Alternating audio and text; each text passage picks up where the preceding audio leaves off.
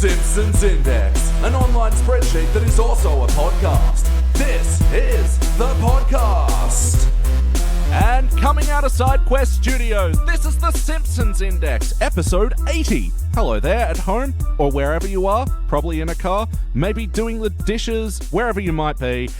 You're listening to the Simpsons Index, and I'm your host, Elliot Jay O'Neill, and joining me tonight is BT Calloway. Yo. And brand new guest, Sean Nolan. Hello. How you doing, mate? I'm good. How are you? Good. And thank you for joining us, yes, for the Simpsons Index, the podcast where we watch and review 3 episodes of The Simpsons at a time. But the catch is that each episode comes from a different decade. Now, you are new to the podcast. You've been a Simpsons fan from a long time, long way back? Ever since I was a little boy. Yep. Always had it on in the background and... Yeah. I remember it. My sister, she obviously was 4 years older than me, so she pointed it out and we started watching it. Oh, a nice little family set. Yeah. Some of those older episodes, really do bring me back to sitting around watching them with the family and nice memories. So what are some of your favorite episodes from the classic years? Well, not so much favorite episodes. It's more like favorite parts that I remember. Sure. Plenty over the years. It's mostly everyone's favorite classic episodes. What were some of your favorite moments? Oh, even if you follow the memes pages on Facebook or Instagram. Like we do. We all do. So when did you drop off from the show, conversely? It would have been just before the Simpsons movie. I'm not sure what year that was. Yeah, about 07. And over the years, I've heard about it and how it's kind of declined in popularity. A bit like South Park, but then that climbed back up. Yeah, well, interesting. We'll end up talking about South Park later on in the show, but for now, let's talk about The Simpsons. We just watched an episode from the HD era. This was season 29, episode 3, Whistler's Father. This was released in October of 2017, and it was written by... and Seinfeld fans will know these names well, Tom Gamble and Max Pross, and it was directed by Matthew Vaughn? Faughnan. F-A-U-G-H-N-A-N. It's just pronounced In this episode, Homer discovers that Maggie's got a hidden talent for whistling, and Fat Tony hires Marge to do some interior decorating on what turns out to be a bordello. Guys, what did you think? Someone was a slog. Yep. So I'm stunned to hear this is done by people with like industry experience of writing scripts. Yeah. Because there's problems. Yeah. It started out good, I thought, but then kind of... a lot of potential early on. I got some genuine laughs, and then... Yeah, there wasn't anything that dragged this episode far down. There wasn't anything this episode done to make me hate it. It was just, it bored me though. Yeah, I've written down, I'm so bored, I'm numb. And that made me hate it because life is about feelings. That's and right. it robbed me of them. Well, let's get into it. BT, what is a moment from this episode that stood out to you for better or worse? Okay, so there's a bit where, in any episode, where you kind of figure out, okay, that's going to be the plot of this episode. Mm-hmm. When we hit it for both A and B plots for this one, I'm going to specifically point out, realizing Maggie can whistle for Homer. It was that kind of sense of, like, kind of being on the top of a roller coaster. You're like, okay, well, but you can see the ride ahead, and this one was just like, I'm not going to enjoy this ride. I know where this is going to go now, and I don't like any of it, because it's... Yeah, just like standing too close to the edge of a cliff. There's just a bad feeling in the pit of my stomach. I'm like, God, I hope I'm wrong. Yeah. But I know I'm not. The roller coaster ride, I felt like it never had that exciting drop in it. No. I don't feel like there was any conflict or drama. There was not. I have many notes on this. Specifically okay, just to bring up South Park a bit, they have a really... Trey Parker and Matt Stone, or vice versa, I've gotten that wrong before. Have this thing where they talk about, well, what you need in a plot is, once you have a plot point, that needs to either be followed by the words so, therefore, or but. So basically one point leads to another. And this one just flat out didn't. It basically stopped twice.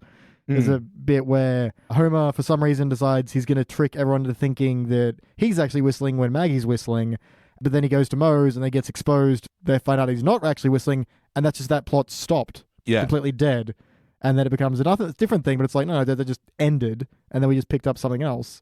Same plot point of Maggie whistling, but it just stopped.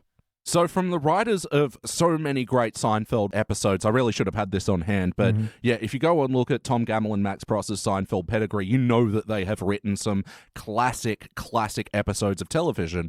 They were sort of new to The Simpsons. They came in at around season 11 or 12 or something, but they've still penned some good later era episodes of The Simpsons, and yeah, this one just having no No momentum, no carry through from 1 minute to the next. Yeah, Like, it's just extremely disappointing. How about you, Sean? What is a moment from this episode, for better or worse, that stood out to you? I want to continue from the point that Yeah, BT sure. made. go for I love it that it did stop with Homer. It didn't go anywhere. But then he said later in the episode that he's a great father.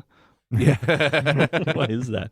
That was a moment that stood out for me. Yeah, and continuing on from that, it felt like they'd kept trying to shoehorn more drama in, where they had Marge and Homer in that bed scene realizing that they've both got a big secret, and yeah, I hated that. yeah, it was so forced. Yeah, they're like, what if I have a secret and I can't tell you? It's like, why are either of you keeping this a secret from the other one at all? Yeah.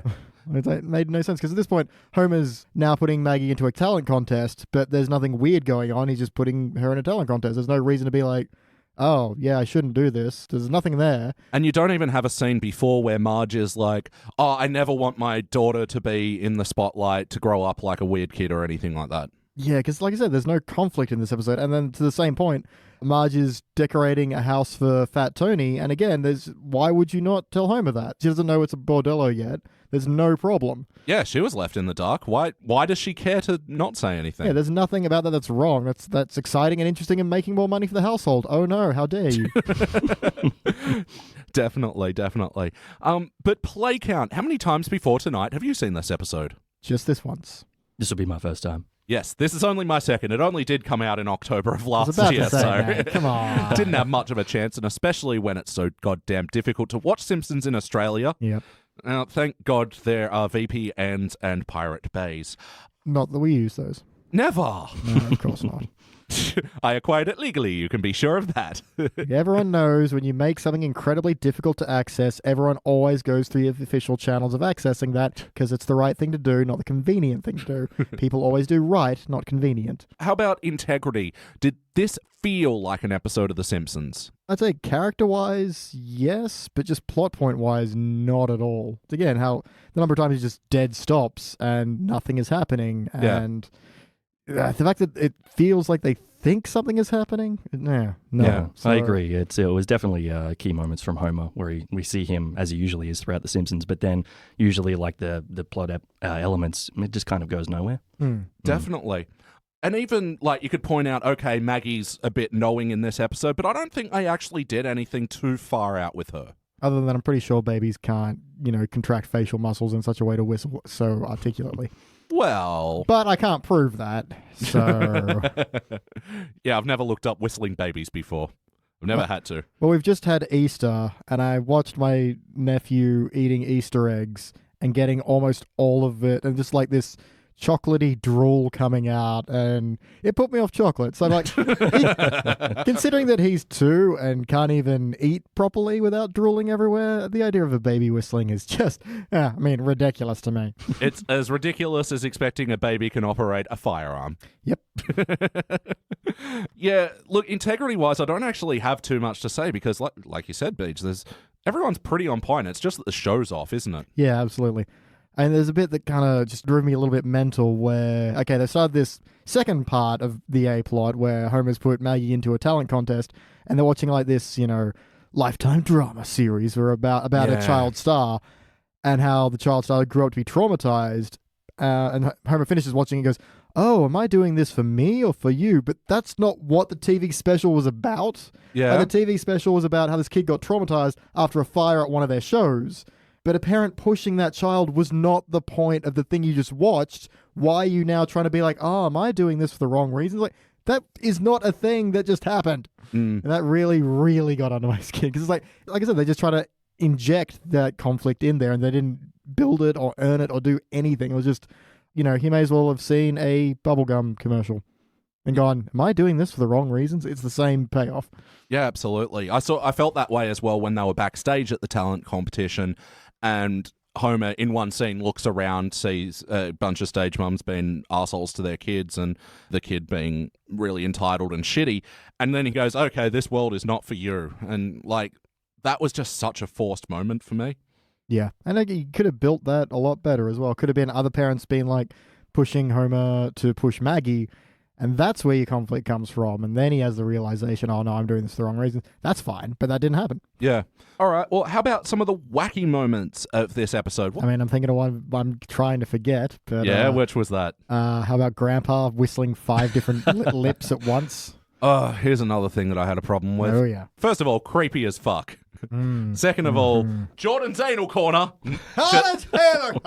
Just no to all of that. It's not possible. Like, hold on. That's just 2.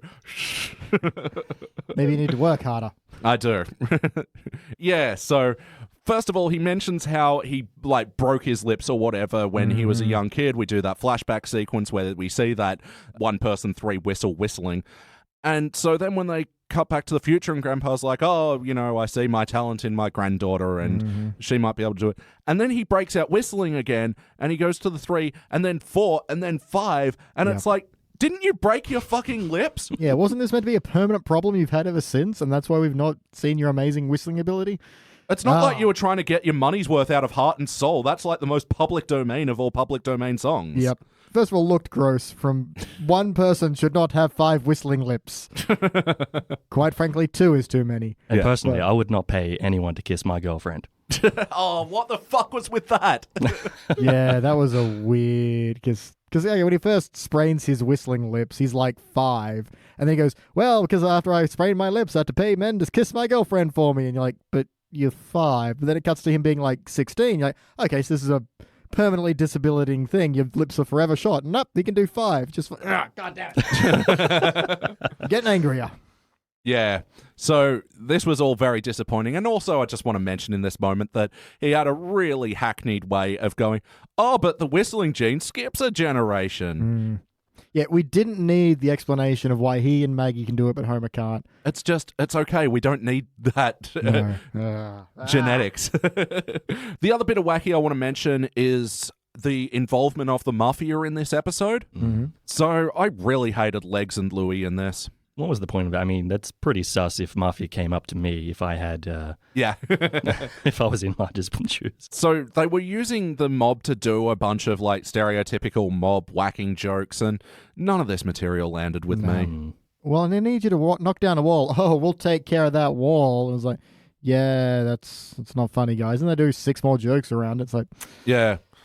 Oh, we'll need to take care of them. Oh, but the trunk's full, boss. We did a Costco run. We're mobsters. Yeah. What I hated about this is Fat Tony already sort of spoke about how he's only alive because they travel in 3s. And but then he keeps spending the whole episode saying how incompetent they are. I know. Immediately, again, the thing that pissed me off is he talks about Marge is like, oh, why aren't Legs and Louie always following us around? He's like, well, let's just say they're the only reasons we're still alive because they're defending us. But then he immediately sends them off to do a different task. It's like, you just said this. Yeah, so one thing that we really get riled up about in the latest episode of The Simpsons is the forgetfulness, how they say something just for the sake of saying it and then just don't stick with it.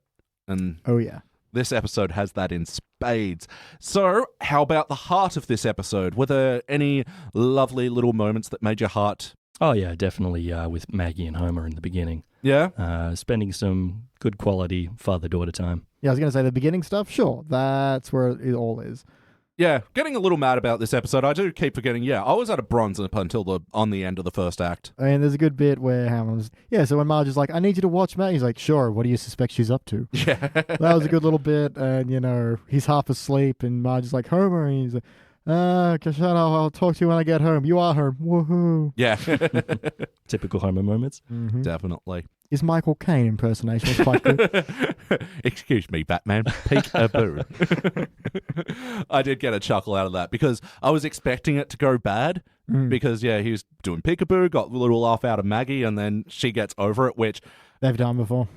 Editing Bay Elliot Jay here to say that, BT is right. They pretty much do this same joke in Season 12's Children of a Lesser Clod when Homer is playing with Baby Gerald, the kid with the monobrow. Anyway, back to the show. That, and also, if you give that sort of attention to a kid, they won't care how many times you do it. Yeah. Kids love repetition. They love it. They love repetition. Kids love repetition. It's funny how... Repetition. No matter how repetitive it is, kids love it. They love repetition. Just Love it.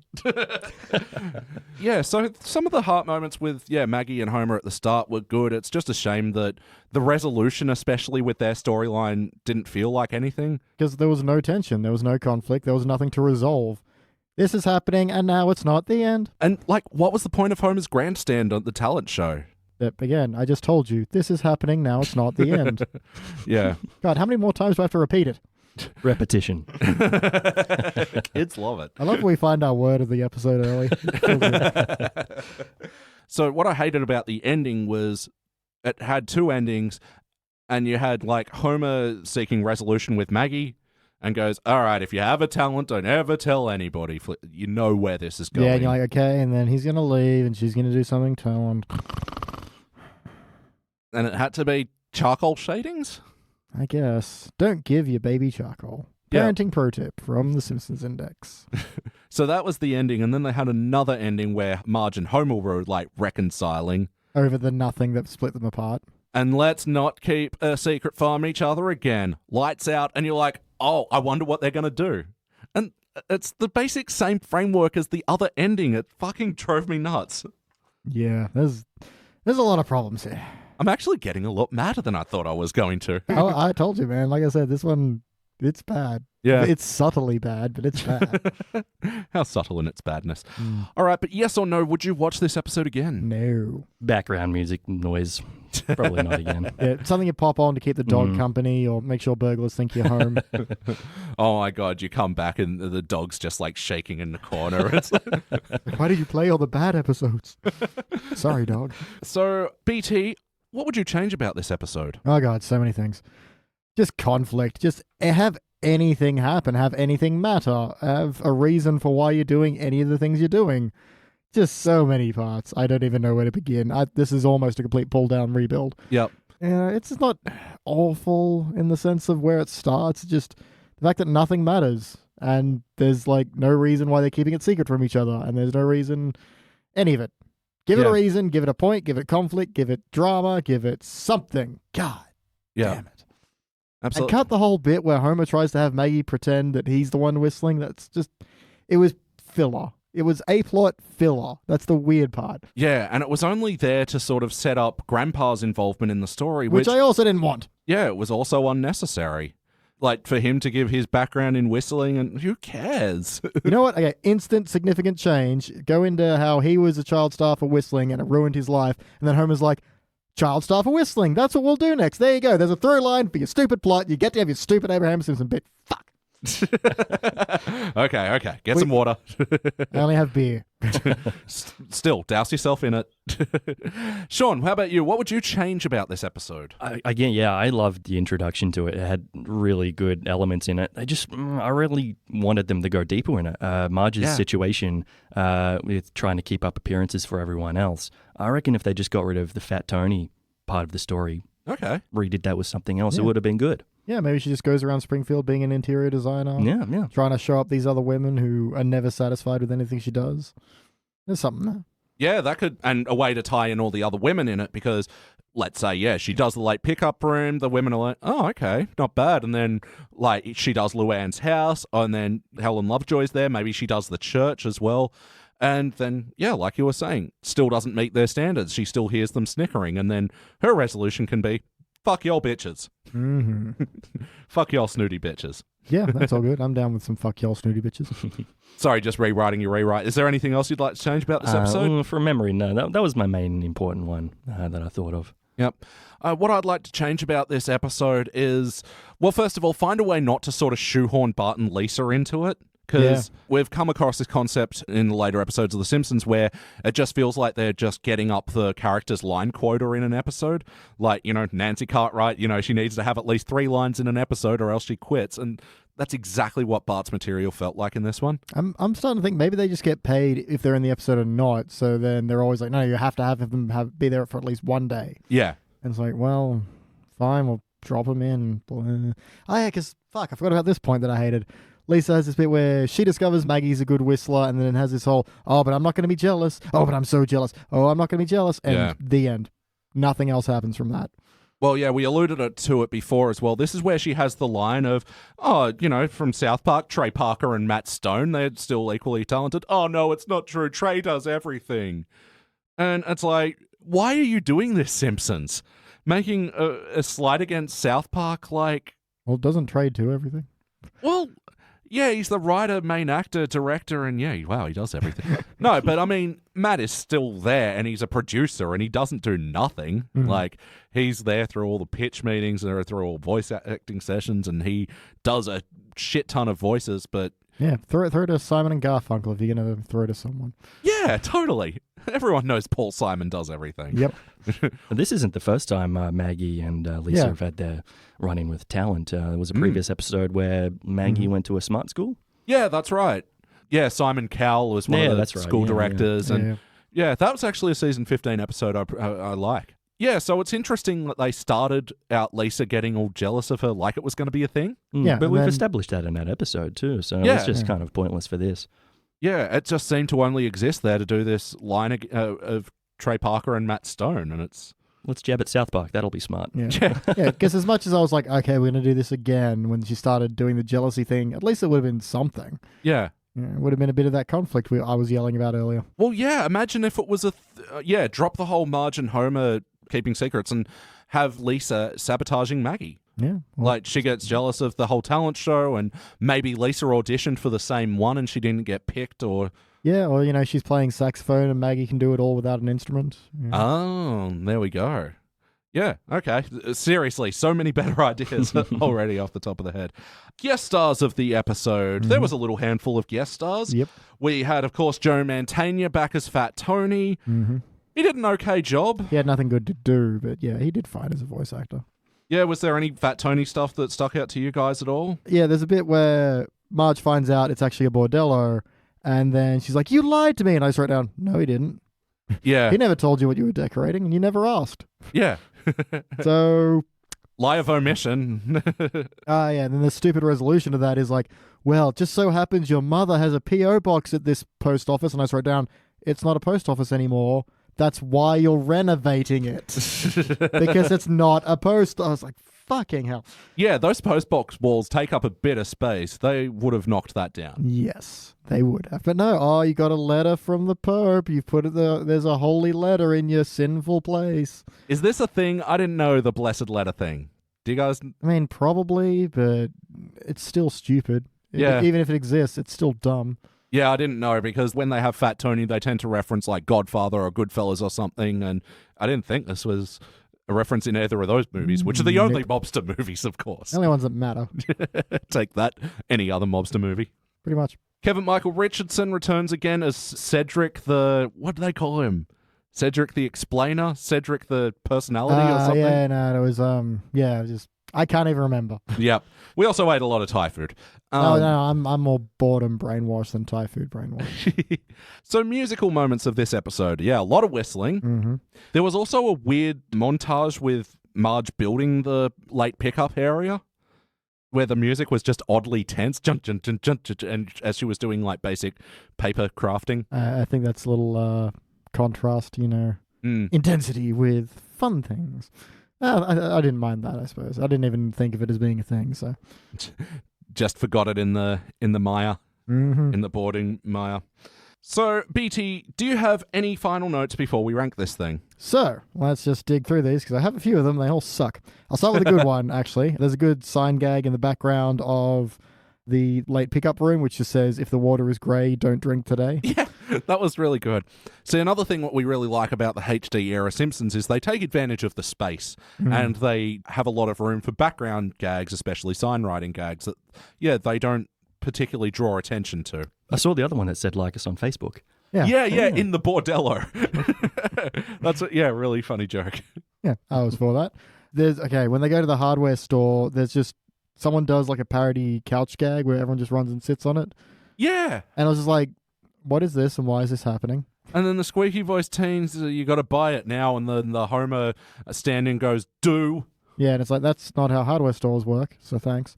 Yeah, it was just them to, suck their own farts. It was Really Wow, lame. that's a hell of a term, but I like it. There's a dinner scene where both Marge and Homer are really nervous, but there's literally no reason why either of them are nervous. Yeah. So that was stupid as hell. Another bit I did like, the central bit I didn't like, was Homer has like a spray-on feather boa for Maggie. Yes, I loved it. So at that was first. hilarious. And then he sprays it into his mouth and eats it. It's like, wait, isn't it a feather? Didn't you just eat feathers? Is it that, mate? What? I could have gone that, but then when they went the extra beat, when they walk outside, they close the door, static shot of just the front door of the house, and then you hear in the background, boa. And it's like, no, you had the joke. Yeah, I liked it as a spray on. If he had sprayed it in his mouth and been like, oh, wait, ew. Yeah. Not realizing, just assuming anything in a can whipped is delicious. But yeah, it just was, yeah, blah, blah, blah. Yeah, it might even be a bit hackneyed, but yeah, even him like squirting in his mouth and goes, oh, well, instinct. I think towards the end we get a joke that I think really epitomizes what's wrong with this episode. Yep. Maggie tries to go on stage, she tries whistling, she can't, she's getting a tooth growing in, and everyone starts booing, and some guy in the audience stands and goes, I cheated on my wife to see this. It's like, What? Why? Huh? That makes no... Like, if you'd said, I skipped work to be here, Yes. or I'm missing the birth of my son to be here, something like that, it makes sense. But it was just like, that's a joke from something else in different context, ripped out of there and shoved into here and thought, that'll be fine. Yeah, it's not like he was getting a BJ at the time. Like, Yeah, it made no sense. It was just really, to me, epitomized this episode of just... We'll put a line here and that'll be fine. It's like, no, it needs to be a joke. You know what those are, right? Like, so someone had fucking brain damage, I swear. Yeah, really. It would have made more sense if he just started shouting out, I went and bought bananas for $3.95. Yeah, same impact. Yeah. Exact same impact. Wow, $3.95, that's pretty cheap. Where'd you get those? I clearly don't know how much bananas are anymore. Neither do I. I just said that as a bit. Yeah. And then at the very end, Homer's all like, oh, I'm glad you only have one talent. And then she pulls out the chalk drawing, whatever. And I'm like, no, her other talent is shooting. Ah, yes. Yeah, she's great at shooting. Come on. There's that end of the Springfield episode where she like snipes guys from a window. Yeah, but that episode sucks. I was too drunk to remember. That's our lost episode. Sean, do you have any other notes? Yeah, I got two more. The alcohol bin where Homer chucks all of his Duff bottles in the beginning. I thought that was pretty funny. There's a lot in there. Yeah, so that was a good thing because, like, quick aside, didn't draw attention to it, and it was unexpected too. Same with the Flintstones reference there with Santa's Little Helper. That's so weird. Just carrying a giant bone, yeah. I thought that was kind of neatly done, but that's all I got. Yep. So I did have another thing that kind of bugged me. It's more of a technicality, I suppose. So when, Helen Lovejoy and whatever Van Outen's name is are there and they're making fun of like the color scheme of the Simpsons house, and it's like, but that's there because that's to contrast against their yellow skin. So that's like a design choice. But then I guess you can make fun of it, but also their houses look like that. I don't know. Yeah, again, I feel like this is Simpsons sucking their own farts again. It's just just pointing out this thing that has always been there. Like, you don't ever hinge anything on the corncob curtains. They're just there. Yeah. Kitchen, corn, kitchen, corn. And now it's time for the quick, speedy, rapid notes that are fast. It's a much shorter title than usual. I'm still going. Oh, okay. And they're fast. There's just a few rests that's written in there. And underline the word fast. I don't know why this is so difficult. Sorry, BoJack Horseman reference. Anyway, get on with your show, Elliot. Yeah, so the Flintstones line was all right, but then they go, this house looks like she's living in a circus, and then made a reference to Homer being an elephant. Yeah, and then Homer's like, Marge, we have more peanuts. And it's like, of all the times you could have asked for more peanuts. Yeah. That's all the enthusiasm that joke deserves. And Homer's little fantasy sequence about him and Maggie going to the top with him, using her to fake him whistling. Yep. Was there anything out of that was redeemable? The magazine covers or... I almost liked when he's getting the presidential medal and she's getting like the vice president medal for sourness or something. Oh, for envy, yeah. That was but then that was, 20 minutes into this thing and I was too bored to care. Yep. I can't believe this used to be the dead rat room or something. Oh, yeah, because that was Dr. Hibbert, and I really hate how they do his non-jokes nowadays. Mm-hmm. There used to be something funny about him going after saying something morbid, but this was just boring. Mm-hmm. When Barney passes out and Moe smashes a big cube of ice with his thick, drunken head. Yeah, where the hell was that going? Yeah, weird and sad. A weird little dig at Ron Howard. Yeah, well, I felt like a non-dig. It's like, oh, he hasn't won an Oscar since 2002. It's like, Yeah. But it feels like they were intentionally making the opposite point. I don't know. Yeah. A joke that I kind of liked and then hated, which was when they were at the bird sanctuary, and Homer points out, oh, look, the birds really love Grandpa, and there's vultures circling around him. Yeah. That was funny, but then I really could have done without the line, oh, my blood has been turned into bar because I watch Fox News. And then the vulture bites his ear, and then collapses. Like, ah. Which, look, any slight against Fox News I'm into. Yeah, but just try. Yeah. Yeah, there was a better way to do that. Or just not do it. The Implosion District. Again, I liked the phrase, but I didn't like the... Yeah, the follow-up of, oh, look, buildings are imploding. You'll get used to it. Yeah. But I did like Marge and Tony's little back and forth about keeping up a facade. I kind of knew they were going to keep doing that. Yeah. And so I was like, okay, this is the first of many, isn't it? It's like, yep. Well, yeah, I mean... I thought it was good, like, from a cutesy little Marge angle, like when she's deducing that she's in a bordello. Hang on, there's a honky-tonk piano and... Dim lighting and... Yeah. But then she has this really awkward, clunky way of going, what repute is this establishment? Ill. Yeah. Which, I know they're playing with the phrase Yeah. ill repute, but meh. Yep. And then there was a bit where Lisa turns to the dog and cat and goes, well, looks like we're the only ones not keeping a big secret here. And then the dog and cat pash. Like, with tongues. Like, in ways that people would. for you international listeners, pash is an Australian term for makeout. Oh, yeah. Or mac.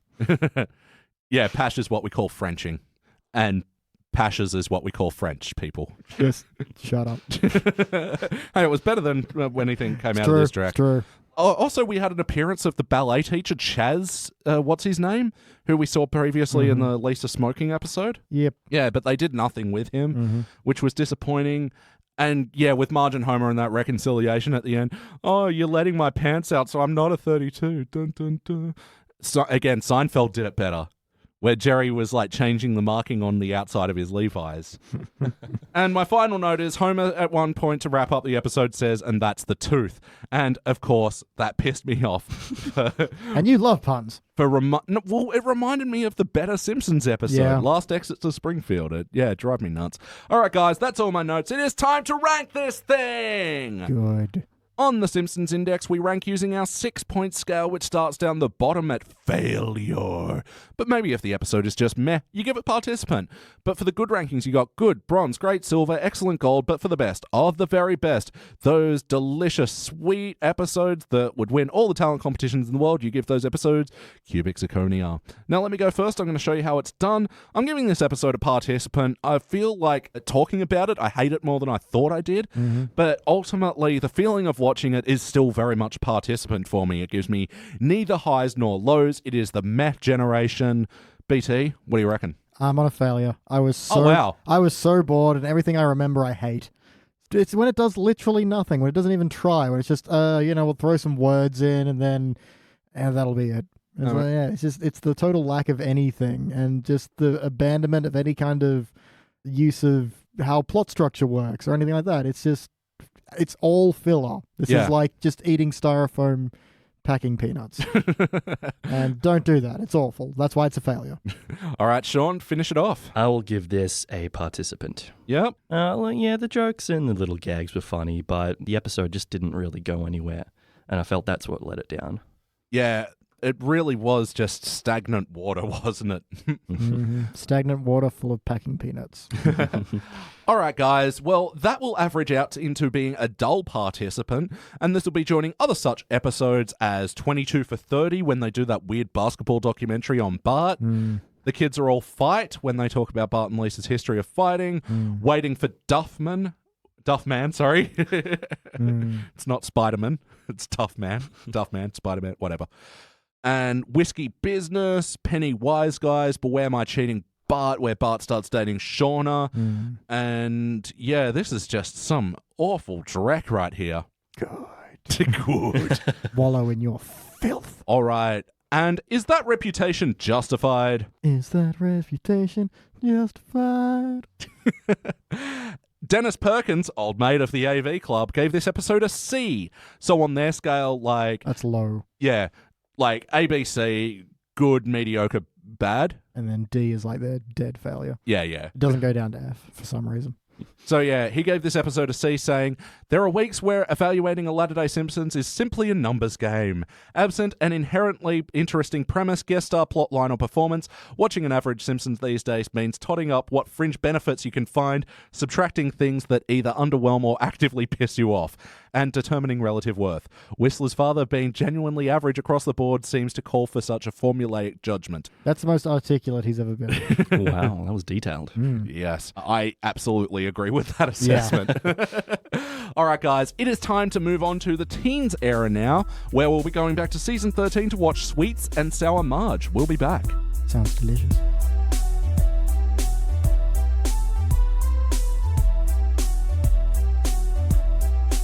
And we are back, and we just watched our teens era episode for this evening, which was season 13, episode 8, Sweets and Sour Marge. This was first released in January of '02, and it was written by Carolyn Omni and directed by Mark Kirkland. In this episode, after trying to enter the Duff World Records contest for the highest human pyramid, Springfield discover that they are now the world's fattest town. Marge, not liking this revelation, sets out to get a court order to ban sugar from Springfield, which Homer then sets out with Mr. Burns and Apu and Count Fudula to renege on that law being passed. Guys, what did you think? Yeah, it's all right. I loved the episode. I thought it was very funny. Yeah. For me, it was an episode of ups and downs. There were a lot of good jokes and a lot of memorable jokes for me that I've definitely quoted throughout the years. Yeah, we definitely hit some slow points. BT, what is a moment from this story that stood out to you? I really like how we transitioned from the opening kind of plot into the second plot. So Yes. straight off the bat, we have they're showing up to the library, and it's like, library book sale. Yes, we have pornography. I think we all got a quick chuckle straight off the bat, so I like that. It was always good to get a quick joke to get us get the ball rolling. Yeah, exactly. A quick sign gag is always good. And then just from that, Homer gets the Duff World Records book, and then he wants to set a record, and then try for the human pyramid, roll down the hill, and end up on the truck way station. It's a little wacky, but it moves us nicely from that opening intro plot line to the plot line proper, and I like how that moves from there. Yeah, we often complain about the irrelevant first act, you know, the act that occurs that doesn't have much to do with the actual plot of what the episode ends up being. And although you can say, yeah, you go from Duff World Records, to a story about Marge banning sugar, it still flowed pretty well. Yeah, I mean, I this felt like a much quicker episode because it just moved. It had pacing and had structure and all those things that last one lacked. Yeah, absolutely. How about you, Sean? What's a moment from this episode, first off, that just sticks out to you, for better or worse? Lots of funny moments, little jokes, some unnecessary, but I agree. I could clearly see the advances from attempting the Guinness World Record to America's health concern to Marge suing to Homer smuggling. Yeah. Mm-hmm. No, it was a great through line. What were some of the highlights of the episode? You said you had a few. I've got here the build up to that Spanish joke with the banjo and the snake. Oh, God, what was that? A town made the world's largest omelette. Like, they were doing a very hackneyed bit, you know, a very dad joke, very 1950s sort of vaudevillian banter. Yeah, well, I heard you made the world's biggest omelette. Denver? No, Spanish. Dun, dun, dun, dun, dun, dun. Yeah, I think the camera banjo saves that moment of... Which is a weird thing, because we normally hate it when they look down the barrel of the camera, but it worked here. Yeah. Another one, for example, was the check the specs.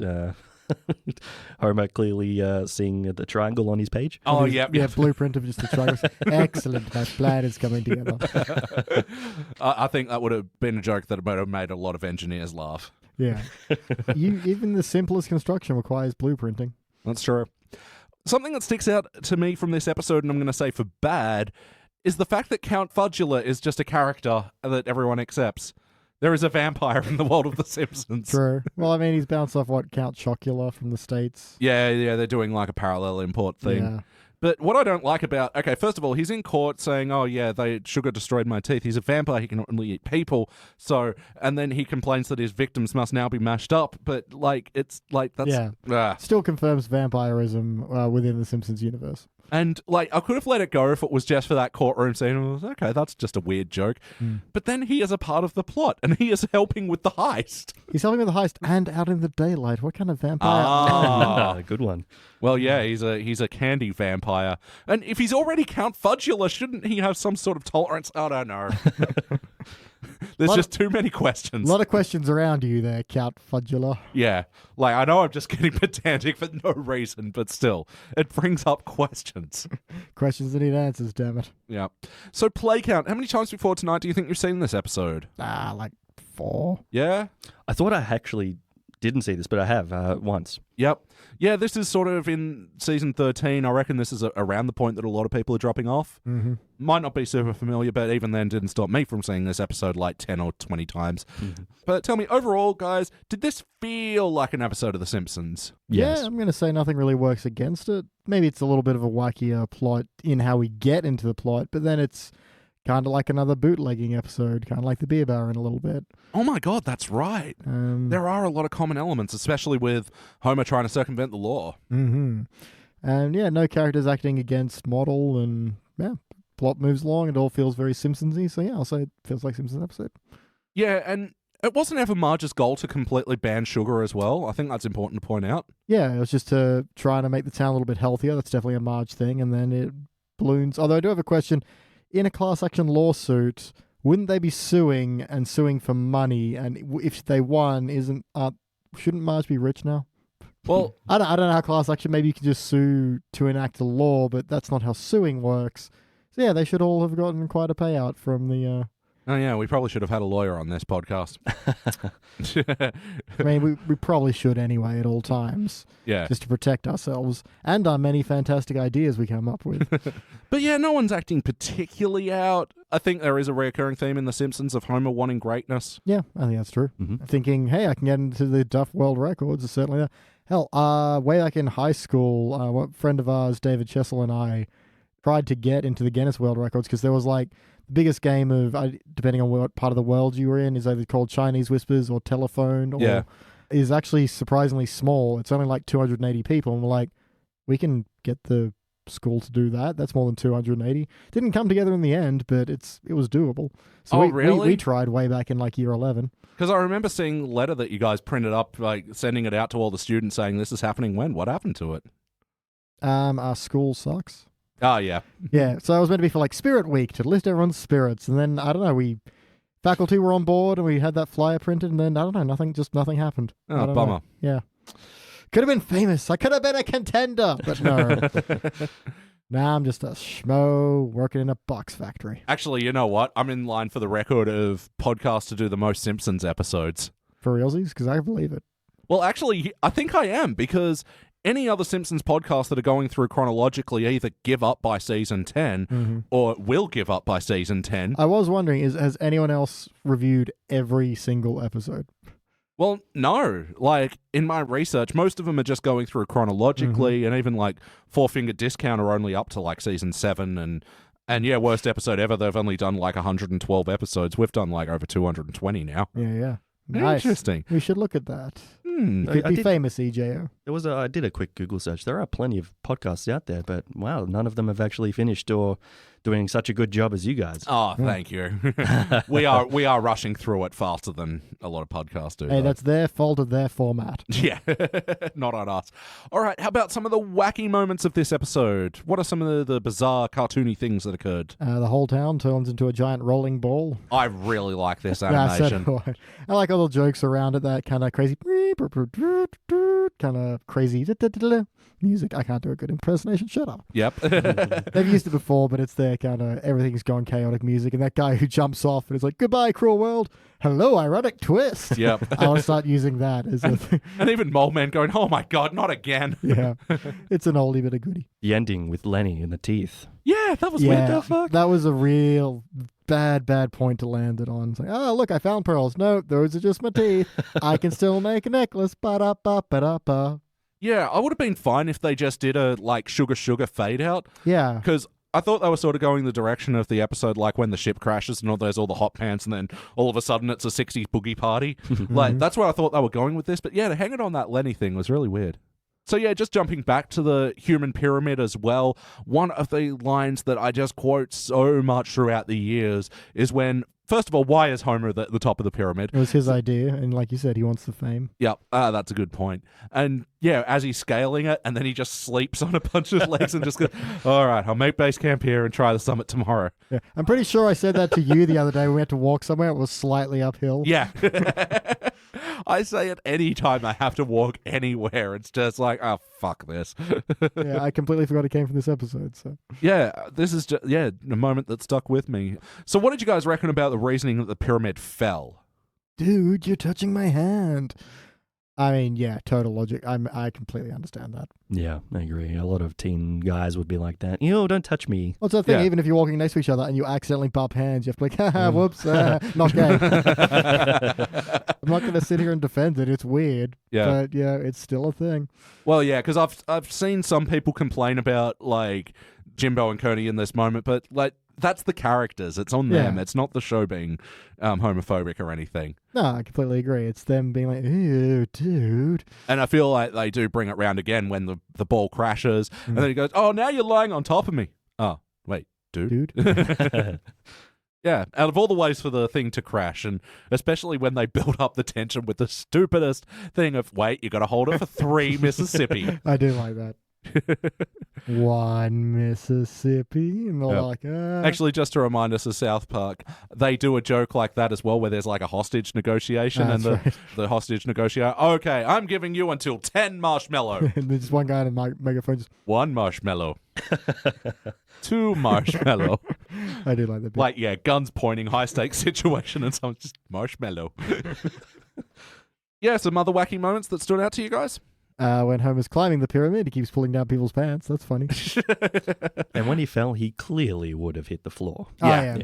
The fall is does not line up where his position is on the pyramid. Yeah. So yeah, I actually there is some bonus features on the Simpsons season 13 disc where they showed like the animation process of making this ball, and they actually drew the town on a ball and like filmed it and did tests with that. And I think they actually modeled like a lot of the animation off this actual real world ball that they drew the town on. It's actually, they went into a lot of effort for this. Oh, good for them. It looks great. Yeah, it was. It was one of the greatest looking parts of the episode. Yeah. Another nice bit of whack is right at the beginning again where Homer's like, book sale at a library. If I didn't want them for free, why would I want to buy them? It's like, Marge just goes, why do we always wait till we come here to complain? There's a good kind of internal reference to the show itself. Yeah. Bit of meta humor. I got a chuckle out of that. Yep. Any other wacky moments? Melting Johnny Depp moment. Oh, that was weird. Yeah, what was that? Yeah, I didn't get that. Chocolat was a big movie at the time. We melted for him, and now he'll melt for us. But yeah, then it melts, and then it does like the... yeah, there was the weird face that got me. Yeah, it's like the scream face almost. Yeah. It's because every piece of Johnny Depp merchandise has a tiny piece of his soul in it. That's why he has such little of it left. Yep. Take that. Jinx. BT Calloway. That was a funny through line in our last episode.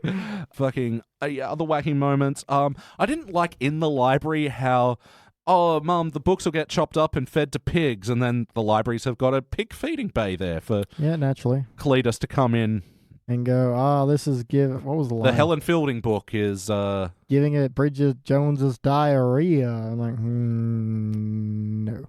Yeah, which writer came up with that pun and just like, I have to use it somewhere? Because I like the idea of there's like a death row for books. Sure. Yeah. But some of them deserve it. Any other wacky moments that stood out to you? She said, Tavern, I'm going to Moe's. Yeah. I never agreed to that rule. I love that. It's so stupid, but I love it. And Marlon Brando's just there being fat. Oh, yeah. I'm mixed on that joke. Yeah. Where, Homer's like, oh, you're shooing to be the world's fattest man. Actually, I'm here for the world's greatest actor. Yeah. I do like they didn't go, Marlon Brando. You just knew if you knew. So, mixed. I could have sworn in the lawyer scene that I saw Frank Grimes on the back driver's seat. Oh, really? Yeah, window. Ooh. I'll have to go back and check that one next time. Oh, interesting. There was a little bit of wackiness in, like, Marge going around getting people to sign the court thing. Yeah, that was the part I think really kind of dragged it down. There's a lot of jokes didn't work here. Like, the whole Disco Stews bit, like him, I got hooked on the wet stuff back in the 70s, then rolls up a, dollar bill and just sips sugar. That was okay, but then he just dances for too long. Yeah, it was just a few too many whoa, whoa, whoa, how do you like it? How do you like it? It's for me. And then I kind of like Marge awkwardly shuffling out of there. But yeah, you're right. It hung on that shot of Disco Stu dancing for just way too long. Yeah, and I can't remember what else happened in that little montage, but There was another Cletus gag in that moment, actually. Oh, yeah, that sucked. Where he points out his sister, Diabetes. Yeah. It's funny in its ridiculously. I'm slimming down to fit into Mama's coffin. That's sad. Yeah. I didn't mind her eating the cake and going, that's my reward. Nah, it was too much. I already disliked everything too much by this point. But yeah, as a fellow diabetic sufferer, or did that offend you personally? I can't be offended. It's against your programming? Yep. There was a good Ralph line in that scene, though, where Wiggum's like, oh yeah, Ralph's got a terrible sugar problem. I'm happy and angry. Yeah. I've got another one, actually, too. The Homer licking the blood. Oh. Yeah. It wasn't just blood, it was a vapor rub or something. That was the most fucked up Homer thing I've ever seen him do. And he's like, part of me knew that. That was okay, but then he goes back and keeps doing it anyway. Yeah, going for that second bite of the joke, Simpsons. So, how about the heart of this episode? Did you guys feel the bumps? A little bit for, Marge's concern for the town, and there's a bit of a reconciliation between her and Homer when there's a great line where she wins the court case, like, you did it, honey, you won. It's like, I now ban all sugar. Get in the car. Yeah. Yeah, I feel like there was a lot of... I tried to have a heartful message in the America's health status. Yeah. No, it was definitely making some commentary. What kind of pisses me off about how the episode ends, though, is, like, they're really undercutting all their own points by just going, oh, fuck it, people can have sugar again.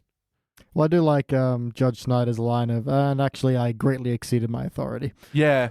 Yeah, that was all right, but it sort of seems anti what Homer was doing by making a stand and, pressing the button of dump the cargo, not the button that says obey bad guy.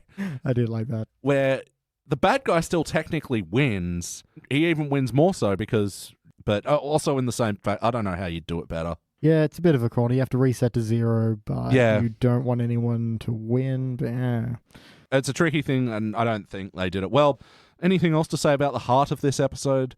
Yeah, you feel for Marge's concern in it all, like especially when the evidence of sugar is everywhere, on her own breakfast table even.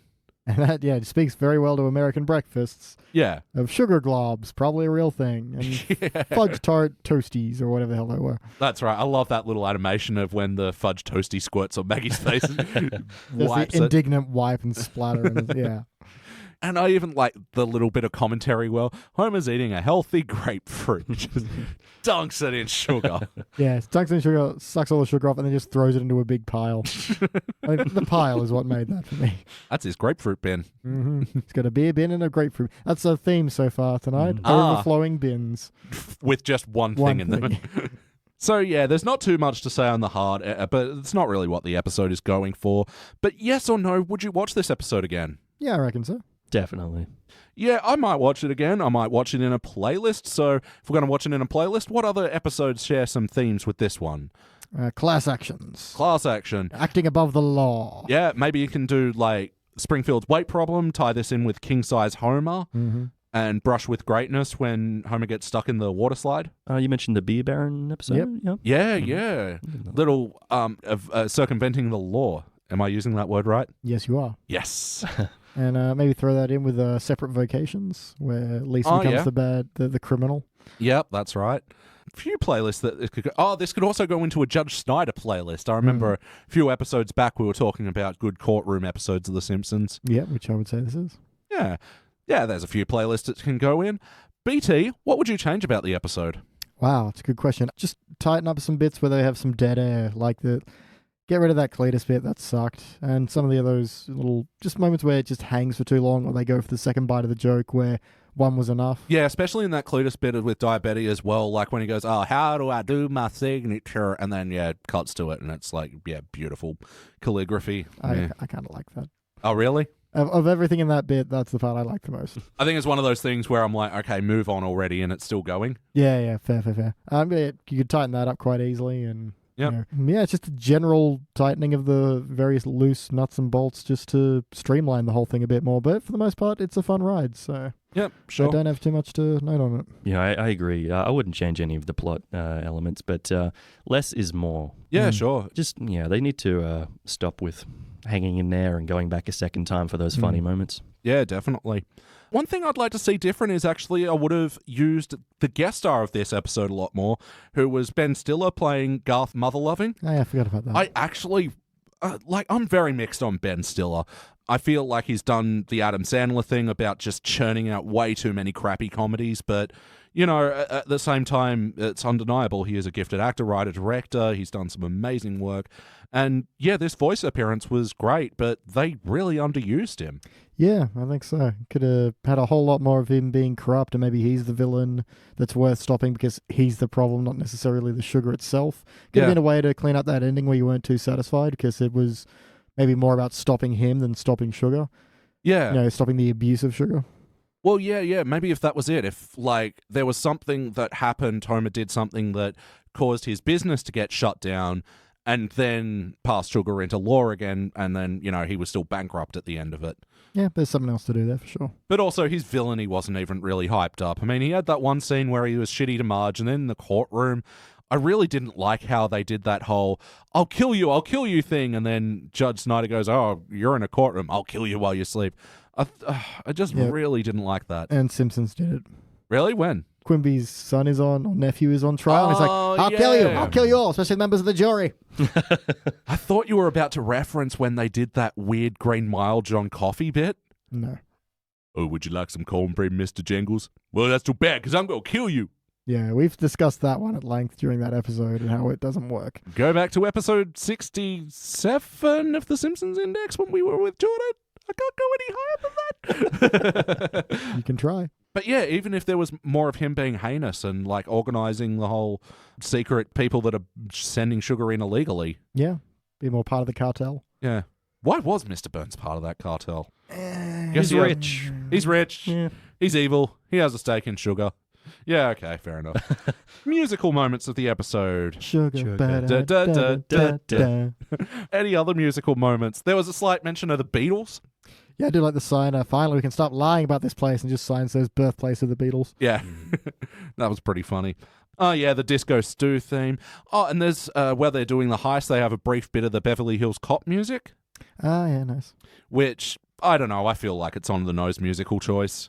Yeah, and there's a bit, I'm kind of think there might be a bit of music taken from Cliffhanger from when he's climbing the human pyramid. Yeah. I'm not sure because I haven't seen that movie for 20 odd years, but it's a good movie. I want to watch it again. John Lithgow is a great bad guy. Oh, thank you. I forgot to mention that before when we were talking about the human pyramid. I love it because when he's struggling, the music is really tense and everything. Yeah. And then when he has that tense moment where he falls off Bumblebee's stinger. Weird things to say. And he strengthens his resolve and the music gets so much more optimistic and the bass starts boom. Sorry, I loved it. You're allowed to like things. It's okay. I'm a music geek, especially. I know. I've been calling you a nerd all month. Speaking of which, today is the 5th of the 4th. Happy Dave Brubeck Day. For non-music nerds, he's talking about time signatures. Sorry, niche humor. All right, BT, do you have any other notes before we rank this thing? Do I? Hey, sugar-free donuts. No, you misunderstand. They're sugar that come free with donuts. Yeah, I love that. And they've got the little comma there. Sugar, comma, free donuts. Yeah, perfect. The mother-loving sugar corporation who have honey-glazed cauliflower. Yeah. Oh, and choco-blasted baby aspirin or something. Yeah. Where are those headquarters? Right down the street. Oh. How convenient. Yeah. Again, it was another bit of a meta humor there. I like when Marge is driving down Skid Row for lawyers and one of them's like, oh, me so litigious. Yeah. There's a good little Full Metal Jacket me so horny reference. I'm on board. Oh, that's what that was. That's what's that from. And I thought they used Gil well in this episode. Yeah, and he was actually kind of competent. Yeah. You don't see that ever. I think he was more he was competent in the eyes of this guy who was doing a terrible job at representing himself, ignoring his lawyer's advice, and also openly bribing the judge with some sweet testimony. As far as puns go, Yeah, not bad. I dug that pun. Mm-hmm. Sorry. Let's see. I did like when Homer's about to leave to go to the mission on the island. He does the back roll. He's on the scuba gear, does the back roll off the side of the boat, lands on just the lower deck. Like, does it again, lands on a whale. I'm only doing this one more time. Yeah, I found that really funny. Yeah, that got me. I completely forgot that happened. Yeah. And then when he's got all the sugar, it's like, okay, now you'll give us the money. And he tries to drive away. That wasn't part of the deal. They look at the contract. He's right. It wasn't. Who drew this? That got me pretty good. And then the whole bit with the boat chase, I got a good laugh out of. And then like moving the glass across the ocean. Although I have a weird feeling Naked Gun might have done it. Oh, really? I mean, maybe. And then there's the woman like water skiing with her baby. Like, my baby. Oh, yeah. I like there's a joke. I got some chuckles out of that. But that does me for notes. The Simpsons have done multiple glass jokes. Oh, yeah. Oh, yeah. It's one of those cliches that I love playing with, the whole glass walking across the street thing. I think my favorite is still when they go into Shelbyville and they're being chased. I think it's the Shelbyville one. And they're walking the glass across and they're like, whoa! And they get to the other side and just throw it in the bin. Yeah. Sean, do you have any other notes before we rank this thing? Yeah, I love the Chief Wiggum line. I'd like to think we made a difference today. That just really represents the American government, I reckon. Yeah. No, it was funny. And so, like, yeah. Why were you saying that? Any other notes? Oh, the fat jiggle. I love that. Yeah, when the town's celebrating and... Nelson hits some guy in the gut and it just jiggles into a line. And... Newton's cradle over. Doesn't it hit Millhouse or something? Yeah. Knocks the glasses off his head. Although I didn't really like how they were cheering and then they ran out of breath. I thought that was the really obvious joke to go with there. And I guess we haven't really hit on the whole Duff World Records book of this whole thing. What did you guys think of how that played out? Thought it was going to be a little bit more important than what it was in the episode. It kind of didn't really go anywhere, but it flowed with the story. I do like its introduction where Lenny and Carl are arguing about, no, I say the most clothes pegs you can fit on a man's face is 84. Are you including the neck? You know I am. Yeah. Because, when do those facts ever become useful, ever? Well, yeah, and it's clearly they learnt the fact about the Guinness World Records because that's why Guinness World Records was originally punished for avoiding bar fights. So, yeah, someone learnt that and hinged an act around that fact. Yep. Yeah, I loved Hibbert's sugar outburst. Oh, when he's craving his pixie sticks. Yeah. Got my crate of pixie sticks. You call me at this number the second they arrive. I didn't like that, though, the whole 911 thing. Yeah, you don't get a hospital when you call 911. See, it was one of those, wait a minute. So when you have to get a town crier out to go, Jordan's here! Oh! What I like about that is I'm slowly devolving and saying less words. So at some points it's going to be, Correct me if I'm wrong as well. Butterfingers, that's a popular American candy, but they made a jab at that in the Simpsons. Simpsons once flogged it once upon a time, didn't they? What? Yeah, they did with Bart and Butterfinger, yeah. Yeah, why the whole reason Millhouse exists was a Butterfingers commercial, I believe. That's true. Wow. So they no longer need that sponsorship. So the reason that this joke is here is because the previous year Butterfinger's contract with The Simpsons ended. Only the previous year. Yeah. They had it all the entire time. Yeah. So from like seasons 1 through 12, they were making Butterfingers commercials, yeah. Wow. I did not know that. And so, yeah, the first year they were out of their contract. Like, fuck you. Good friends of the show, Pods in the Key of Springfield. They have a separate little podcast within their show called Eat My Shorts, where they talk about things that sort of around the Simpsons universe, usually the video games. But in one episode, they do a live reaction podcast to eating a Butterfinger, and they get so miserable from the experience. Like, they just have the hardest sugar crash, and yeah, it's really funny. What is it just like butter covered with chocolate? All right, so like a Crunchy? Yes, I do. It's sort of like that, except instead of honeycomb, it's peanut butter. It's a bit softer than your average Crunchy. Like, you know how you get the Crunchy and like there's some bits of soft honeycomb and then there's hard ones? A Butterfinger is more the soft honeycomb, but yeah, it's peanut butter flavored and it's coated in chocolate and it's disgusting because American chocolate is garbage. And Americans, don't believe me? Order some chocolate from anywhere else in the world that doesn't use high fructose corn syrup, and you will see how awesome chocolate can be. Oh, and if a shitload of sugar actually spilled into the ocean, I still wouldn't drink it. No. 'Tis a sugary brine. Yeah, that was my first thought too. So, yeah, not going to be good there, guys. Like, how much are you got to be jonesing for sugar to get to that point, right? Of eating salt water. pretty bad.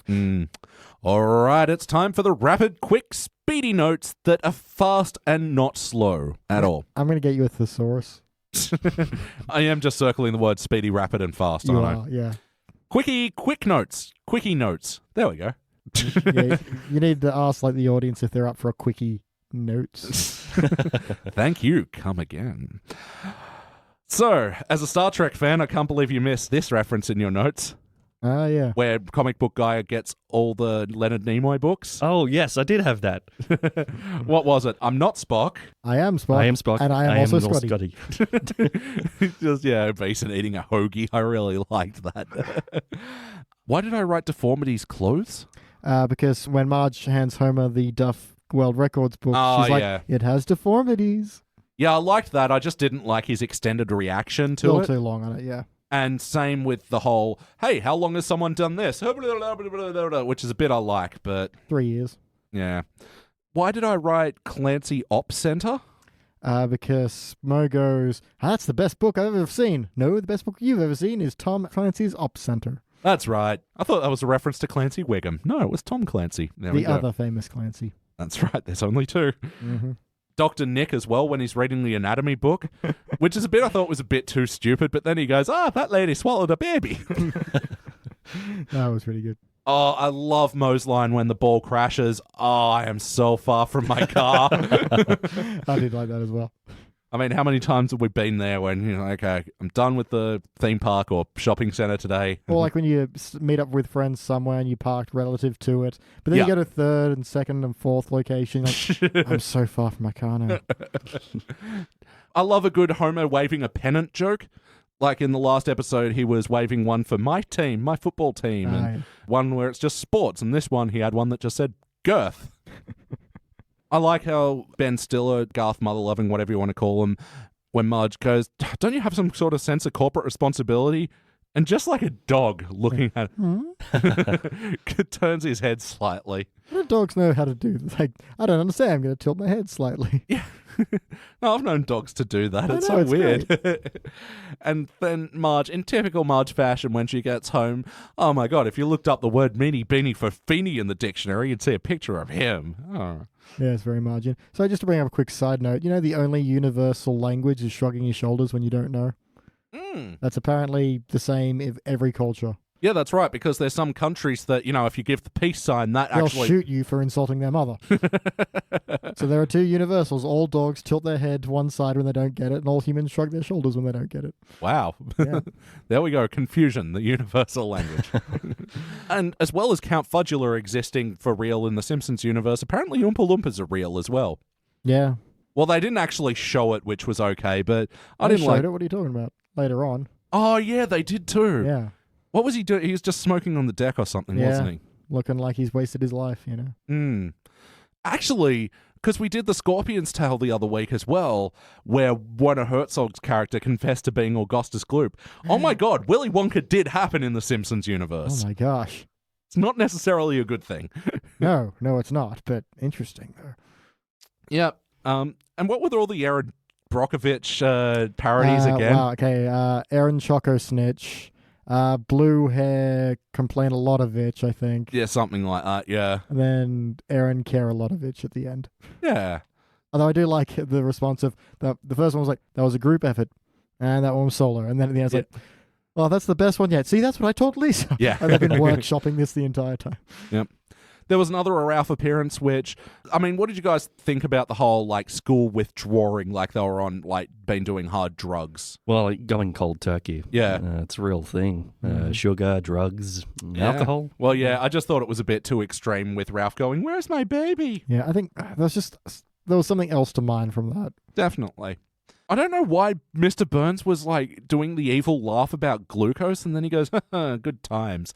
Just feel really, really out of place for me. Yeah, they put him there and they didn't have anything to do with him. Yeah, that's what I think. Especially his last line, which is they're rowing away and he's just stroke. I'm stroking as fast. I'm having a stroke. No, I'm having one. That was a bit lame.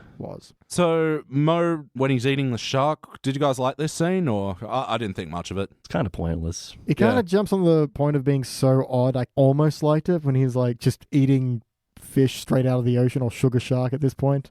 But it's just, yeah, it was a bad point to hang something on, I think. It also went on too long. Like, it would have been fine if they cut where the shark bit him back in retaliation, but then Mo holding her, like that now, is it? Yeah. And my final note is apparently Maggie can also swim very well by herself without floaties. Maggie is a powerful creature. She is. I did not pick up on that. Yeah. It was just sort of as they were doing like the slow camera pull back. Why did I move away from the mic like this? Because you had to say pull back. Like you say, you run up really quick. All right, guys, I'm out of notes. It is time to rank this thing. BT, kick it off. I reckon I'm at a bronze. It's got some highs, it's got some lows, it's got some creamy middles, but ultimately it's all right. Yep. It's not going to be something I seek out, but hey, if it's on, I'm going to watch it. Okay, cool. Sean? I'm going to give this a generous silver. Is that the next step up from bronze? Yes. Yes. Yeah, I'll go with silver. Lots of good jokes. Flowed. Yes, it had its moments where you could really pick it apart, but I liked it. I'd watch it again. All right, cool. I'd like to give it a silver. I just don't really have it in me. There were a few points that do drag it down for me, but they're not so much anything that I'm like super offended by. It's more just, I'm more disappointed at the low moments, really, than I'm mad. not angry, I'm just disappointed. So yeah, I'm giving it a bronze as well. And that'll average out into being a shiny bronze. This will be joining other such episodes as Simpson Tide, when Homer joins the Navy, Natural Born Kisses, where Marge and Homer start doing it in public, Day of the Jackanapes, where Sideshow Bob hypnotizes Bart, Beyond Blunderdome, the Mel Gibson episode, Spelling as Fast as I Can, Homer of Seville, The Book Job with Neil Gaiman, There Will Be Buds, and Springfield Splinter from season 29, which we actually kind of liked. Yeah, that feels like good company to me. I think this feels about right. All right, and now, is that reputation justified? I already did the theme music. So, this episode has kind of got some mixed reviews. Colin Jacobson of DVD Movie Guide writes, he gave it a positive review saying, "What would Marge do on the show if she didn't stage campaigns to tell others what to do? Despite the risk of redundancy, Sweets actually works quite well." I think that's fair. DVD Verdict's Jennifer Malkowski, that's an awkward one. Milwaukee. Mike Wazowski Gave this episode a B rating and wrote that the library's "Yes, we have pornographic" banner was the episode's highlight. Wow. True. Actually, no, I still agree. Peaked at the start.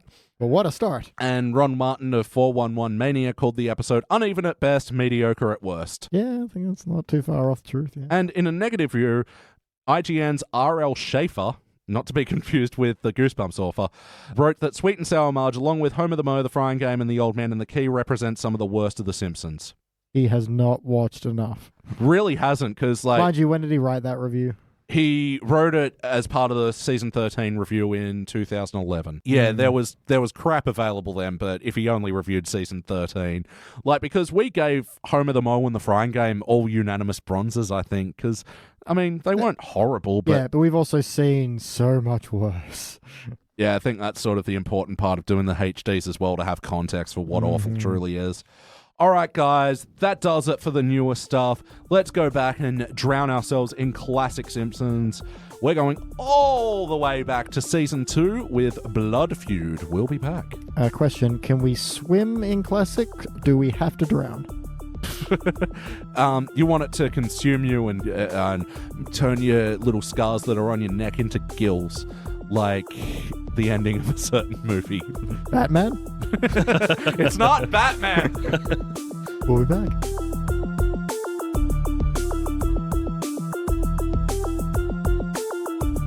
And we are back, and we just watched our classic and final episode for the evening, which was Season 2, Episode 22, Blood Feud.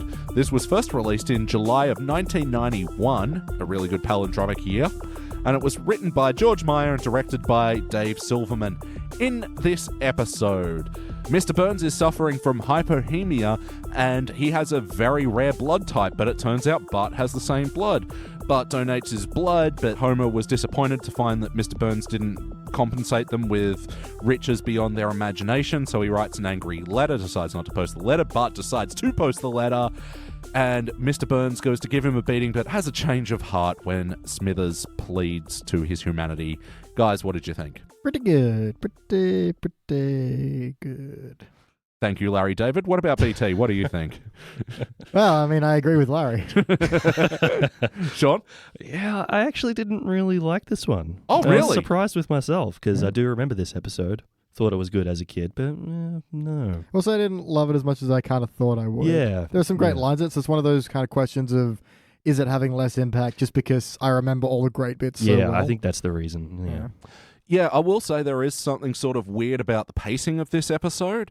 I found myself sort of wishing more bits were fleshed out, more bits were sort of reduced, but overall I liked it. I liked it okay. It's just, I think I was a little surprised I didn't love it as much as I was hoping. Yeah, well, just straight out of the gate, there are some really iconic moments in here. Yeah. Like when Homer goes up to the post office and goes, "Hello, my name is Mr. Burns. I believe you have a letter for me." Okay, Mr. Burns, what's your first name? I don't know. So this was like a meme in my family, just saying that. I don't know.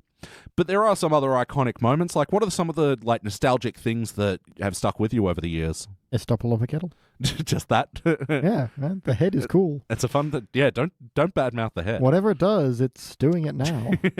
So we've got a mutual friend who works in like a JB Hi-Fi, so like a electronic wares store for those of you international, and kind of texts me one day like, "Dude, I'm meant to be writing like hype tickets for TV stands. What the hell do I write?" And I just write back, "Whatever it does, it's doing it now." He's like, "Yep, that's going on there." Yep, definitely.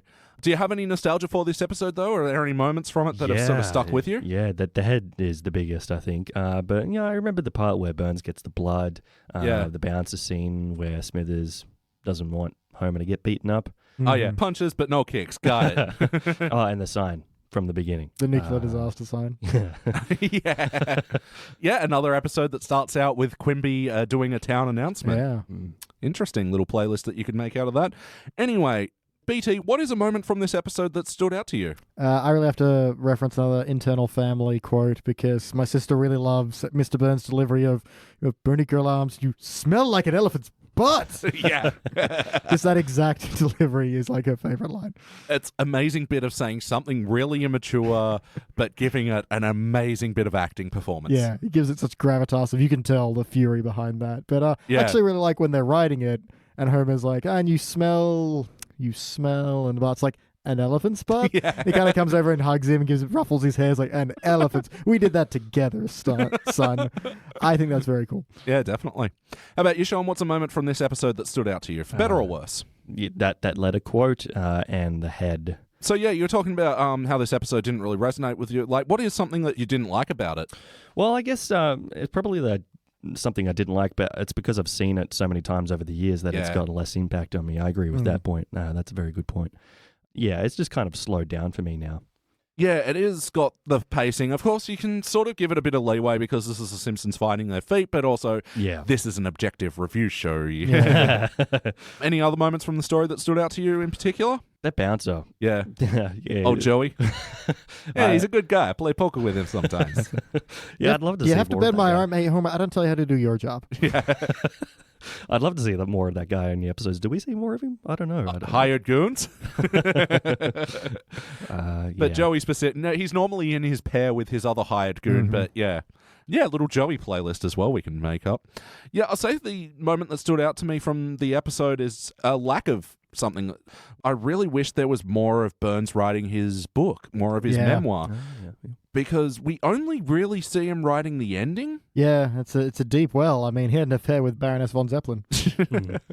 Yeah, no, I feel like it's almost a shame that they had that scene where they fired the Ghost Rider. My apologies, Countess von Zeppelin. Oh, of course. I looked it up. She's probably a looker for that era. Yeah, I really wish they sort of cut that scene with the Ghost Rider to have Burns writing his own memoir, because I don't think they needed to have that. He could have just been writing an autobiography. No, I think it makes sense that he'd attempt to hire someone naturally. That's just I think it's worth it for his outburst of going from one of the finest Ghost Riders to just calling him a smut merchant and casting him out. Yeah. It's good for, I think, a display story-wise Mr. Burns' power and influence. Yeah, definitely. That he can hire and fire people so easily, and I think it probably is a bit more of a character beat than you originally realized, because it just shows his temper and also how he handles things and his power. That's actually a good point, and I'll give, because this is more of a character-focused episode rather than rolling out the laughs, and yeah, I agree, that's probably what's contributing to the slower pacing, but play count, how many times over the years do you think you've seen this episode? I'd say an No, wait, I'll take that again. I'll say a dodecahedron's worth. Ah. Dodecahedron. God, those bits with Lisa were great. Yeah. We'll get back to that. Wait, dodecahedron, that's also the D&D, like, D20, right? 12. Oh, it's a D12? Yep. What's a D20? It's not a fun word, that's why it's not there. We'll get back to you. How many times do you think I've seen this episode several times. Yeah, this is one that you can almost see the Channel 10 watermark on there. Fox, if you're listening from America. Icosagon. Icosagon. I might be pronouncing that wrong, but yeah. Or a 20 gone if you're boring as fuck. Oh my god, Carl Sagan needs to do a documentary on them called Carl Sagan and Sagans. You heard it here first, Carl Sagan. Career resurrected. I don't know who you are. He's a scientist. I think he might be dead. Career and life resurrected. A pun so good it brought someone back to life. So ultimately, did this feel like an episode of The Simpsons? It felt like one of the more character story-driven episodes, but yeah, it still felt like Simpsons. Yeah. I think Mr. Burns was on top form in this episode. We got a lot of, like, Burnsy-isms. No quack Sawbones is going to apply his leeches to me. Yeah. And even, like, it's a weird bit of a character break moment where he gets all Dr. Soysian. Yeah, but I think that works, again, when he's, riding the escalator up. We get them a friend, fabulous, cantabulous present. Oh, is that more Alice in Wonderland, maybe? No, I think it is meant to be Susie, and I just kind of fucked it up. Yeah. We've heard Mr. Burns especially say Cuckoo Calais or whatever Friend, fabulous day, Cuckoo Calais. Yeah. Alice in Wonderland's reference. But yeah, as far as feeling like an episode of The Simpsons, season 1 and 2 are sort of hard to judge on this scale because this is still when they're establishing what it means to be a Simpsons episode, but I think they got Homer really good in this episode. Superman got Homer really good. Fuck! This episode got Homer really well. You're right. Left just wide open. There was just such dead silence after you said. I was like, I'm just going to waltz in here. Well, you should have done that 2 days ago on the 3rd of the 4th. Now, I got you. Ooh. Nerd! So yeah, I really liked Homer in this episode is what I'm trying to say. Yeah, he's really good. Another, a line of his I kind of missed. I think Lisa's showing more cards to Maggie and Homer's in the background. Going, Lisa, I don't know what you're doing, but your father is trying to worry. Yeah. And this was some fun Lisa as well, going through the cards with Maggie. You know, we complain about The Simpsons in the New Day sort of forcing in characters that don't have many lines in that episode, but this one sort of felt natural, and I mean, it did nothing to add to the story, but it was a good thing to hang it on with Lisa teaching Maggie new words like lemur and zebu. Remember, it's got a hump and dewlap. Hump and dewlap. And yeah, these are facts I know about the zebu. Yep. Even though I've never seen one. Yep. Have you ever seen a zebu? Can't say I've ever seen bison with a hump and a dewlap, so... No, Maggie, not Aztec. Oh, Mac. I do that every time I see the word Olmec. Yep. Like, that's just imprinted in there. Yeah, it's amazing how... along with any time I'm shopping and I, love something and then I look at the price tag and I'm like, don't sully this with your price taggery. Like, yep, nope, you're right. Yeah, that's something that sticks to me at the end of this episode. So... they should sell the head if it has a $32,000 value. Who's going to buy it? Well, I mean, that's the thing. Even if they discount it to $20,000, it's a bargain for an Olmec head. That's true. And yeah, the Simpsons then have $20,000 they never had. Yeah. Cartoon logic. How did it get in the house? How do they get it in the basement? And how do they get it out? Oh yeah, because their only entry point is that front door. Yeah, and it's definitely bigger than that door. And they skip from heave ho to just it being in the lounge room. Yeah, they put it into hammer space and then pulled it out again. Oh, cartoons. You silly things. So speaking of which, some of the wacky moments of this episode. Smithers' shirt ripping. Oh, when he's doing, doctor, take my blood. How long does it take to sterilize a needle? A few seconds. Oh, skip it. Just leave me enough to get home. Oh, Smithers. Yeah, speaking of feeling like a Simpsons, this is sort of the amount of obsessive devotion that he has to Monty Burns, which I found really endearing, as opposed to really creepy.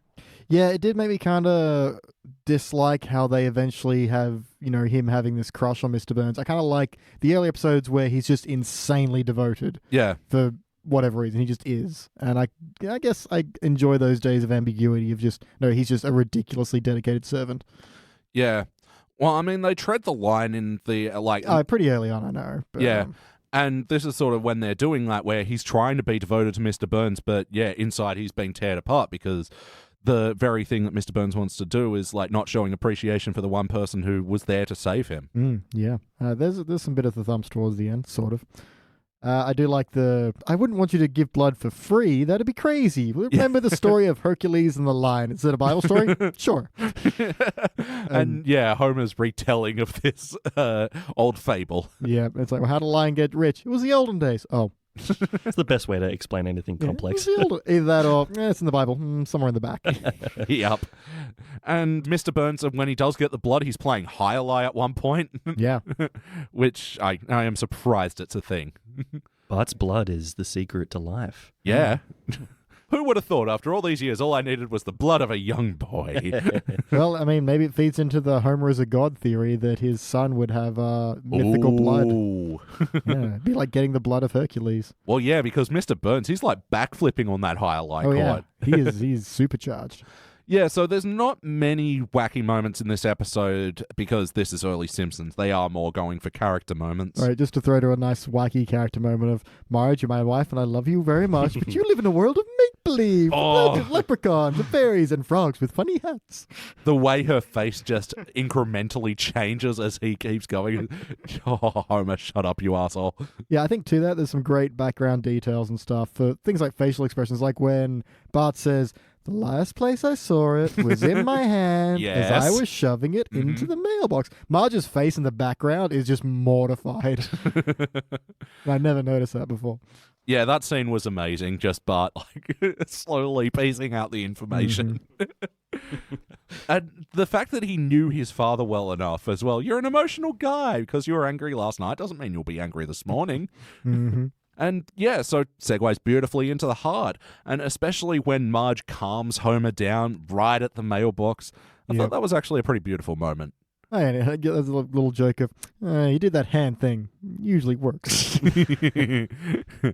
It's funny, like, there's like all these little moments of them, like when Homer goes, ha, you love me, where they're just like, I love you. And yeah, the problems of being in love with someone. They can control you. So yeah, how about some more heart moments from this episode? What gave you guys the bumps? Like I said, Bart and Homer bonding over an elephant's butt was good. But yeah, just Smithers in ruins from the guilt of this one person saving Mr. Burns' life, and now he's going to have him beaten, but he has to summon up the courage to confront him about it. I think that's pretty... I don't know if it's not exactly a thumps or a bumps, but it's feelings. Yeah, there is feelings in this episode. Any heart moments you'd like to point out? I'm thinking deep and going with Lisa teaching Maggie to Yeah. the point that over the years now, Oh, with everything that she's taught Maggie, Maggie would become smarter than Lisa, therefore overtaking the master. You know what? That actually makes me think of another rewrite we can do. The first episode is that Lisa thinks, oh, you're getting into music, Maggie. Well, I can teach you. But then Maggie's like clearly better than her. And she's like, oh, okay, Maggie, settle down. Maybe you need to learn the foundations and some theory and, you know. He's all like, hump and do laugh.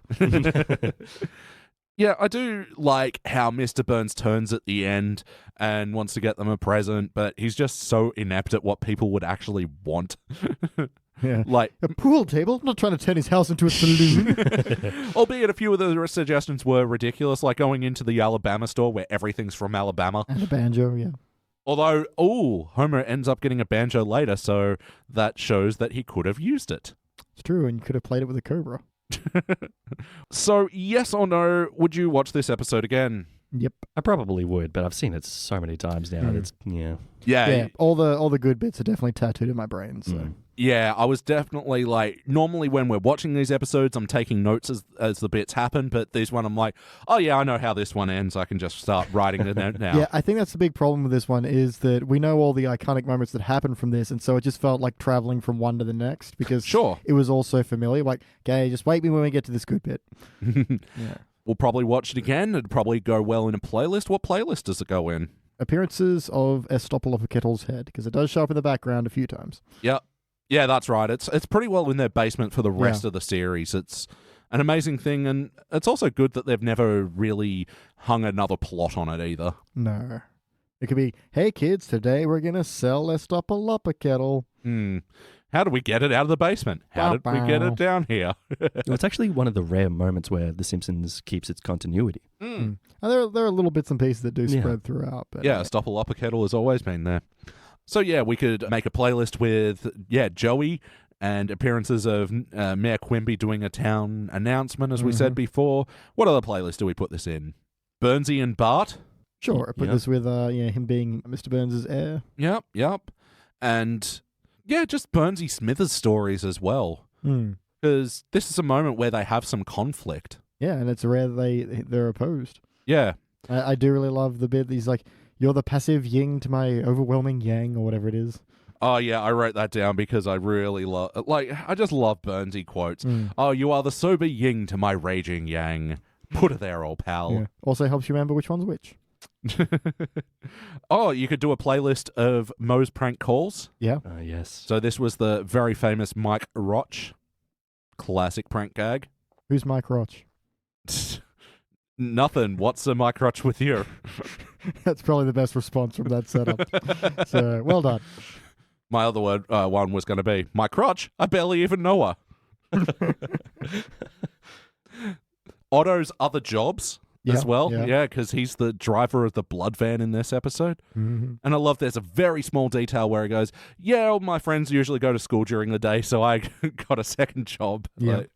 Any other playlists? Homer's wristwatch. I love this gag. Yeah, it just switches to his POV, looks at his wrist. Huh? Oh, wrong one. But yeah, it only appears on his wrist when he's going to look at it. So. And then it doesn't when he looks at the wrong one. It's perfect. Yeah. It is so goddamn funny. BT, what would you change about this episode? That's tough because I'm not too sure what's wrong with it. I do agree the pacing feels a little off, but I think that's just because it's such a different episode because it's from the early era. And they were essentially doing, I suppose, more family-oriented kind of plot lines. Like this could have possibly been on something like Full House or Different Strokes, but they were doing it Simpsons way. So you've lost that context of it being in the same framework as all these other family shows, but doing things so differently. And after 29 years, we've kind of lost that context. So it's hard to say if I would want to change things to suit what television is like now, or if I actually think there's anything that needs changing there. I suppose there's a bit of a lag where there's a lot of Homer just freaking out about getting fired. Yep. But I suppose that kind of pays off when Mr. Burns does show up at his house and goes, Mr. Burns, you brought us a present. Oh, what do you think I was going to do? Have you beaten to a pulp? Yeah. So it's kind of got the payoff there for that worry. It's a tough call. I kind of don't think I'd change anything because I feel like everything is there for a purpose and it's a product of its time and you can't quite judge it from the same effect as today. Yeah. No, fair enough. How about you, Sean? What would you like to change about I agree. I can't really change anything because, well, I understand the moral and the message behind this episode.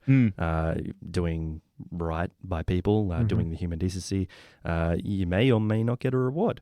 But that's still relevant today because even if you were to do something that's right, say if you find someone's wallet and give it back to them, you're not going to get rewarded. I'm not used to get money for that, but not anymore.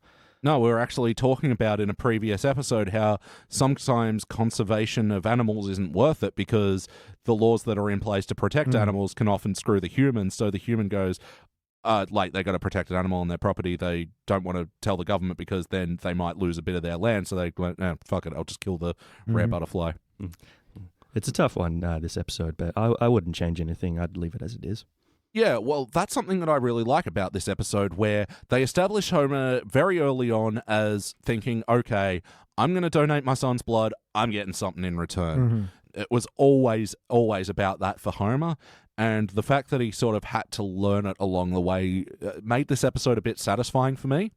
Yeah, that said, Mr. Burns' card is pretty crap. Yeah. He's just like, Dear Bart, thanks for the blood. And that's it. And it's like, come on, man. You're the one who's, when you're dying is writing your own epitaph of, master of the atom, scourge of the despot, patriot American. And tyrant, quake in my... Yeah, I know. He can be a verbose guy when he wants to be. So come on, turn it up a little bit, you bastard. Yeah, it was all worth it for that anticlimactic moment, let's do it in the yard so the neighbours can see. I'll turn on lights. No, don't turn on. Oh, Lisa, do something. Yep, turns on the sprinkler. Yeah.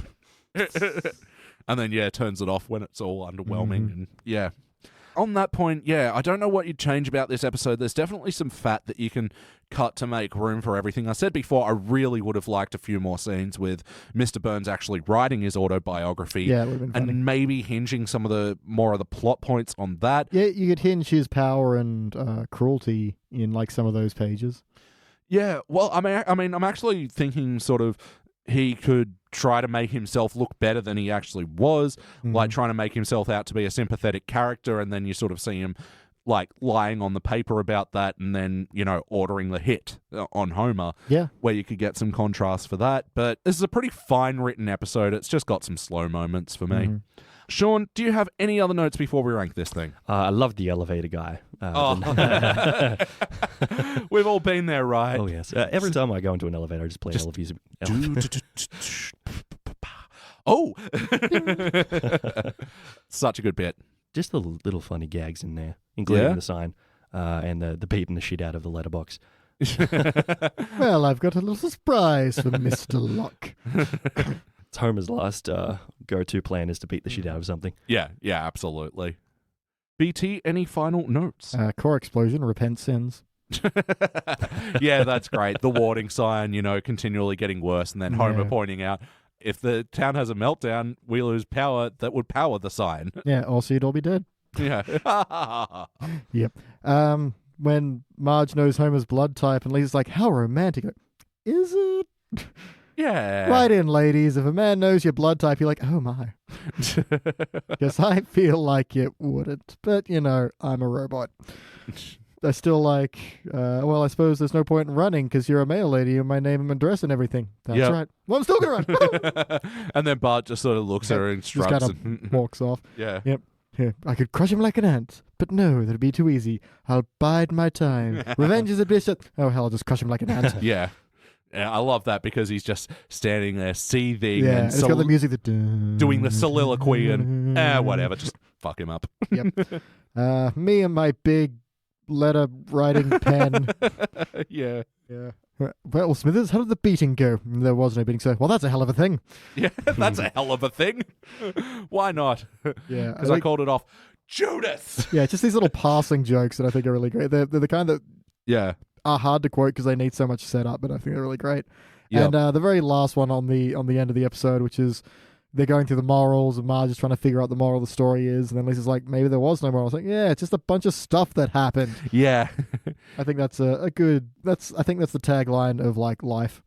No, because it is a funny thing. They're doing that Simpsons gather around on the couch, eating their dinner, trying to do the wrap up, and she's like, a good deed is its own reward. No. Okay, no good deed goes unpunished. No, squeaky wheel gets the grease. It's just stuff that happened. Yeah, and I think that speaks a lot to what The Simpsons originally was, which was kind of the alternate version to this happy nuclear family. Yeah. Of, they would all just end the episode happily sitting around the dinner table together, talking, but no, they're trying to have the moral, and it just doesn't work. Yeah, and they're just like, hey, man, ha, ha, ha, ha, ha. Total anti-sitcom. Mm-hmm. I have one more, actually. Oh, yeah. Yep. Smithers, he's so devoted to Mr. Burns that he wouldn't have left him on his own. It is a bit weird that he doesn't notice Mr. Burns isn't there until he doesn't walk on the stage. Smithers is Mr. Burns' taxi. Yeah. Yeah, that's true. He would have been in charge of that, right? Get on your shit, Smithers. Get your shit together. All right, now it's time for my speedy notes. I'm sorry, what? I'm going to do notes quickly now. Oh, okay. Excellent. I really need to actually name this segment soon. Okay, so it's mentioned that Smithers can't give Mr. Burns' blood, but he mentioned that he's given him a kidney. Ah, true. That doesn't work, right? Yeah, no, I think you're right. Yeah. That's a good catch, come to think of it. Yeah, sorry, Jordan just possessed me for a moment. Jordan possessed you? I like how Smithers goes, curse my B-positive common gutter blood. Yeah, common gutter blood. Just going to say O negative is in fact one of the rarer types. Actually, only 7% of the population have that. Rarer than that is B negative at 2%, AB positive at 3%, and AB negative at 1%. And yeah, just throwing it out there, people, please go donate your blood. Doesn't matter if you have the most common or the least common. It's just something really, really good to do. And also, I mean, me and Beej are both diabetic, and they still accept diabetic blood. That's actually blood that they probably need a bit more. It's weird. They're always confused every time I tell them, like, hi, I'm on a donate blood, but I'm diabetic. Like, oh, I think we can take less of yours. I'm like, no, it's fine. Just do it. Yeah, a diabetic person will really appreciate it. Just give me more cookies at the end. So we mentioned on a podcast a little while ago how at one point they're eating Shakespeare's chicken. When Otto goes, better sterilize, he pulls one of those moist towelettes from a Shakespeare's chicken thing. There you So go. this was a fast food chain just in the early days of The Simpsons. Nice. And I noticed that when he was wiping himself up, did you catch what he was humming along then? Iron Man. Yes. What does blood have? Iron. And it comes from men. Sometimes. Sorry, have you seen that meme where it's Iron Man equals female? Yeah, Because yeah. the chemical symbol for iron is Fe. Yeah. That's funny. Nerd! Oh, when Mr. Burns is just full of life and he's going through and greeting all the nuclear power plant workers. It's you, old brown shoes. Hey, it's you there. And one of the lines which we quote all the time. How about that local sports team? Yeah, I feel like this was the origin of, like, just calling it local sports team. Yeah, it's the perfect line. I love Homer's little dream sequence. Yeah, and it's, again, beautifully coloured, where he's shaking Mr. Burns and all the money's falling out of him. Yeah, and then he's just shaking a sauce bottle on the pancakes. And It just goes from, ooh. And the good thing is they keep cutting between, like, how he's actually dreaming it and how he's strangling the pillow. And then once it turns into pancakes, he wakes up and he's eating the pillow. Yep, and then he goes downstairs and eats pancakes. Oh. Dream or prophecy? I understand the meaning of better half. What? Better half, Marge.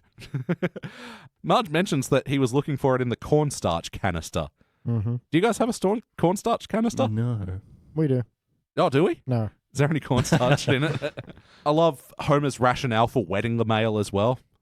Oh, you know the kind of letters that people write. Oh, dear such and such, how is so-and-so? Sincerely, some bozo. Blah, blah, blah, blah, blah, blah, blah, blah, blah. And another interesting thing back when you would send frivolous mail. Yeah, and I mean, back in the day, you had to, like, mail people photos of your meals. Yeah. It sucked. For all your friends to know what you had for lunch, and you had no filters, you had to be like a professional photographer.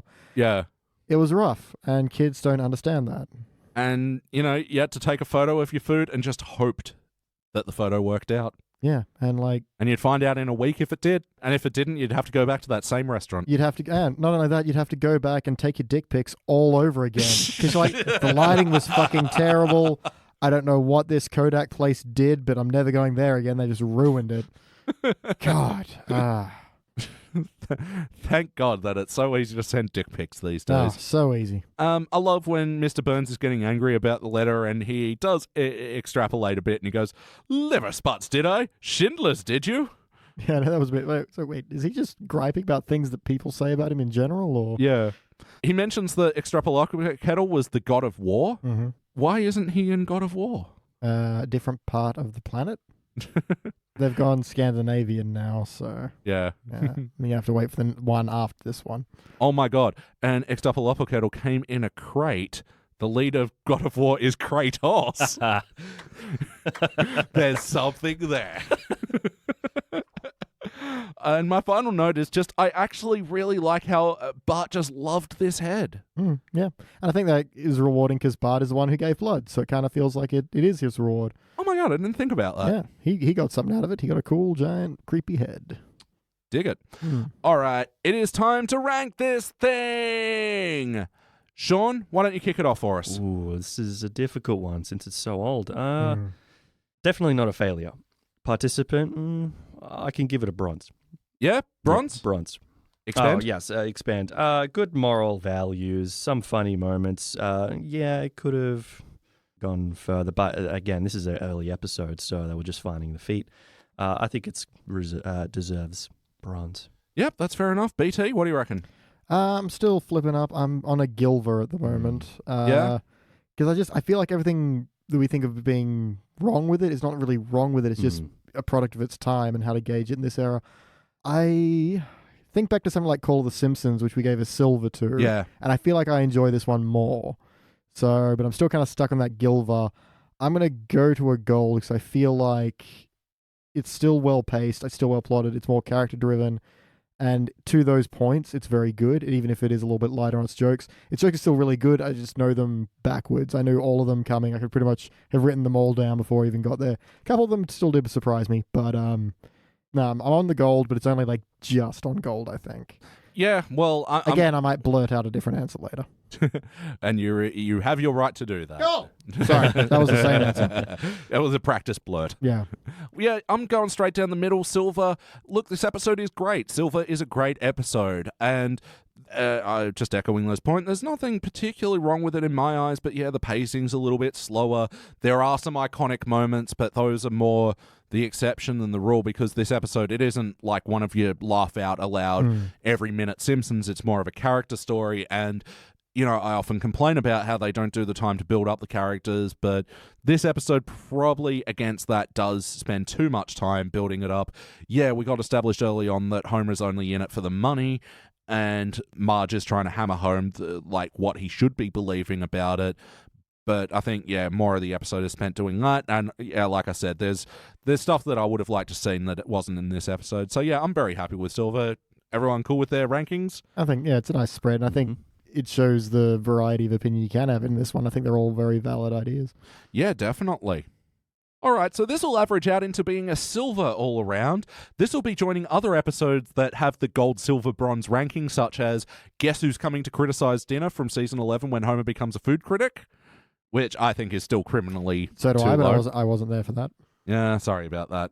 I'm going to Praiseland, the sequel to the episode where Maud dies, Treehouse of Horror 12, and also The Departed from season 19, which we reviewed with Danny, where we also sort of had a big split ranking. Yep. But other silvers that will be joining, Millhouse doesn't live here anymore when he moves to Capital City, Little Girl in the Big Ten when Lisa goes to college, Pygmalion, which we reviewed recently when Mo gets plastic surgery, and yeah, the aforementioned The Call of the Simpsons, where season 1, Simpsons get an RV and get stuck in the wilderness. Yeah, I think that's exactly where this episode should be. Feels about right, yeah. Well, yeah, I'm the one who voted silver, so yeah, I'm right. Well, la-dee-da. The trouble is you live in a fantasy land of make-believe and frogs with funny hats. All right, guys. Well, yeah, that is episode 80 of The Simpsons Index, all in the bag. Sean, thank you very much for coming out tonight. Thank you very much for having me. Is there something that you're enjoying at the moment? TV, film, podcasts? Oh, yes. Yeah, definitely. Well, TV, I'm a big fan of The Walking Dead, but I am branching out to old shows such as The Office, Parks and Rec, catching up with all that old stuff, quality stuff. Podcasts, I'm listening to Chewing It with Kevin and Steve from the Broken Lizard comedy group. Yep, looking forward to Super Troopers 2 coming out as well. Love Super Troopers. I love all of their movies. Yep. Oh, I didn't like Slam and Salmon, though. You did? Yeah, I can understand that, but I'm just a devoted fan, so... Yeah, cool. I haven't actually checked out their podcast yet. I should... Actually, you were saying that Jay also did something cool recently. He's always directing a lot of TV, but he wrote an autobiography, Mustache Shenanigans. Good title. Oh, yes, very good title. So, because, Jay, yeah, he's got a great moustache. Great moustache. But it is a great book, and if you love Broken Lizard, you'll love this. And BT, thank you very much for making the long journey down here. We're an octogenarian now. Octogenarian. Well, yeah, I'm thankful, you didn't strain your dual up. I mean, I did. I didn't want to say anything. And my hump is just going to be killing me tomorrow. And what are you enjoying at the moment? Oh, wow. I've also been doing a rewatch on Parks and Rec. That's some quality stuff, especially season 3. Goddamn. Yeah. Yeah, when they introduce Chris Traeger and Ben. Yeah, just the whole Harvest Festival. It's hilarious. And yeah. Last night, because I was like, I'll check on like 10 minutes of a movie just to settle into bed. Studies are always like, you shouldn't look at electronics before going to sleep. It helps me. I don't know. Yeah. So I started watching what I planned to be 10 minutes of Yoga Hoses. It's such a train wreck. I got into a half an hour. I'm really looking forward to finishing this and going upstairs and watching the rest of it because... Oh, what's it on? Stan. Oh, is it? Yeah. Oh, I didn't know that. Oh my God. It's like watching flaming garbage on a train. It is like, I am a very big Kevin Smith fan. Yeah, you like Tusk. So. Yeah. And... Yoga Hosers is one of 2 Kevin Smith movies that I've actually seen in a theater. Wow. The other one was Zack and Miri Make a Porno. Wow. One of those was pretty good. Yoga Hosers is a delightful train wreck, isn't it? I bring it up because I'm enjoying disliking it so far. Yeah. And it's just, I have a lot of things to say. I'll wait till I'm finished. Fair enough. It's actually a movie where, like, because Kevin Smith has often joked, this is the movie that I think I would have wanted to see when I was a teenage girl. He is wrong. Yeah. But, I'd actually genuinely like to know what women who saw this movie at an adolescent age thought of it, because like the movies that I watched growing up as a kid were stupid. Like Dude, Where's My Car? That is an unwatchable piece of shit, but it didn't stop me from watching it like 20 times as a kid. Yeah, so it's like every time I see a review for something like, I don't know, the Ninja Turtles reboots, I'm like, well, what do actual kids think about this though? Or like the Ghostbusters remake, which I thought was pretty damn poor, but I'm curious, did kids like it, and if they did, good. If they didn't, also good, because whatever. Totally. Says that Ash vs. Evil Dead is in its season 3. That's on Stan as well. I did also check out Annihilation on Netflix. That's interesting. I have things to talk about from that one. So all right, that's pushed me over the line. I've heard a lot of people talking about that. I better watch it. It is. We'll talk off podcast, but it's one that got better the next morning when I was still thinking about it and still picking at little bits and stuff. So yep. Yeah. I did a rewatch of Kimmy Schmidt season 1 recently. Nice. And that is a fucking delightful show in its first season. I reckon if you were a fan, there's probably still things to like about seasons 2 and 3, but I think season 1 is just such a perfectly encapsulated series of a show that, I couldn't recommend that more. And a new podcast that I've been absolutely loving is BigSoftTitty.png. Every time funny. It's the worst name for a podcast, and it was funny. They did a live episode recently, and they were saying to their crowd, so, hey, how awkward was it asking the box office for your tickets for this show? Hi, I'm here to see Big Soft Titty of PNG. So, it's Demi Lardner and Tom Walker. They're a couple. They're comedians. And in their words, this is a podcast that's a chronicle of their mental illness. It's just fantastic. All right, guys, that's it for the Simpsons Index for this week. And that's all the mustard in the house. All the mustard in the house? All the mustard in the house. In the house. All of it. All the mustard. There's no more. Repetition. It's gone. All of it. In the house. All of it. Mustard. Mustard. Thank you for listening to the Simpsons Index podcast, which is also an online spreadsheet available at thesimpsonsindex.com. You can chat to us online at facebook.com/The Simpsons Index or at Simpsons Index on Twitter. And now, please stay tuned for the bonus scenes. The bonus scenes? That's right. What? Is that the side that you usually have the microphone stand on? That's my usual microphone side. Okay. Because my beer is on this side. I don't want that interrupted. Oh, it's hard podcasting needs a big cold beer. The best cold beer is whatever's on hand. Definitely not Vic, because that shit is disgusting. Da-da-da-da. Look, you can not buy it, you can not like it, but you can't say it's shit. It's a national treasure. Like if you walk into a pub and they don't have VB, you have to leave. You have to actually call someone. They're gonna get arrested now. Excuse me, manager. I don't like VB. But... I'm not gonna buy it, but I can't help but notice you don't have any. Actually, speaking of Aurora Borealis, there was a very interesting thing that happened in this last week. Jeff Goldblum, you might have seen, did the Aurora Borealis reenactment. Yep. Now, this was put on by GameSpot. GameSpot, of course, is, a company that earns lots of monies, and nice way to phrase that, Elliot. GameSpot is a company that earns money, is basically what I'm saying. And they didn't credit Bill Oakley, the writer of that sketch, with any of it. And he got a little miffed on Twitter and just sort of posted it up and goes, oh, yeah, thanks, GameSpot, for acknowledging my writing. You're certainly making money off this. And then, GameSpot took it down. Bill Oakley didn't actually ask them to, and he posted up another tweet. Hey, this was never my intention. It's just, this was this thing that hit the internet that in that video had 3 credits to GameSpot employees for putting it on and didn't even bother to just say written by Bill Oakley. Yeah, no credit to the original creator. Yeah.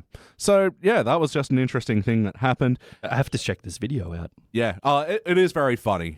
It's just a shame that, GameSpot didn't do Due diligence. That is kind of tough. Due diligence. Bastards. Is that another potential tongue twister for Possibly. us?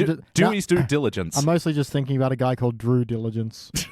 Sounds like a hero from the 40s or something. Oh my god, that's like an Owen Wilson movie, isn't it? Oh, wow. I'm thinking more like he's the kind of comic book guy they had during Prohibition who never drank. And, gee, swell, you got to follow him, kids. This is where I go when you say things sometimes. Only do what Drew Diligence does. Yep, there we go. I think James said it from Pods in the Key of Springfield. Australian Simpsons shit posting is next level. Oh, yeah.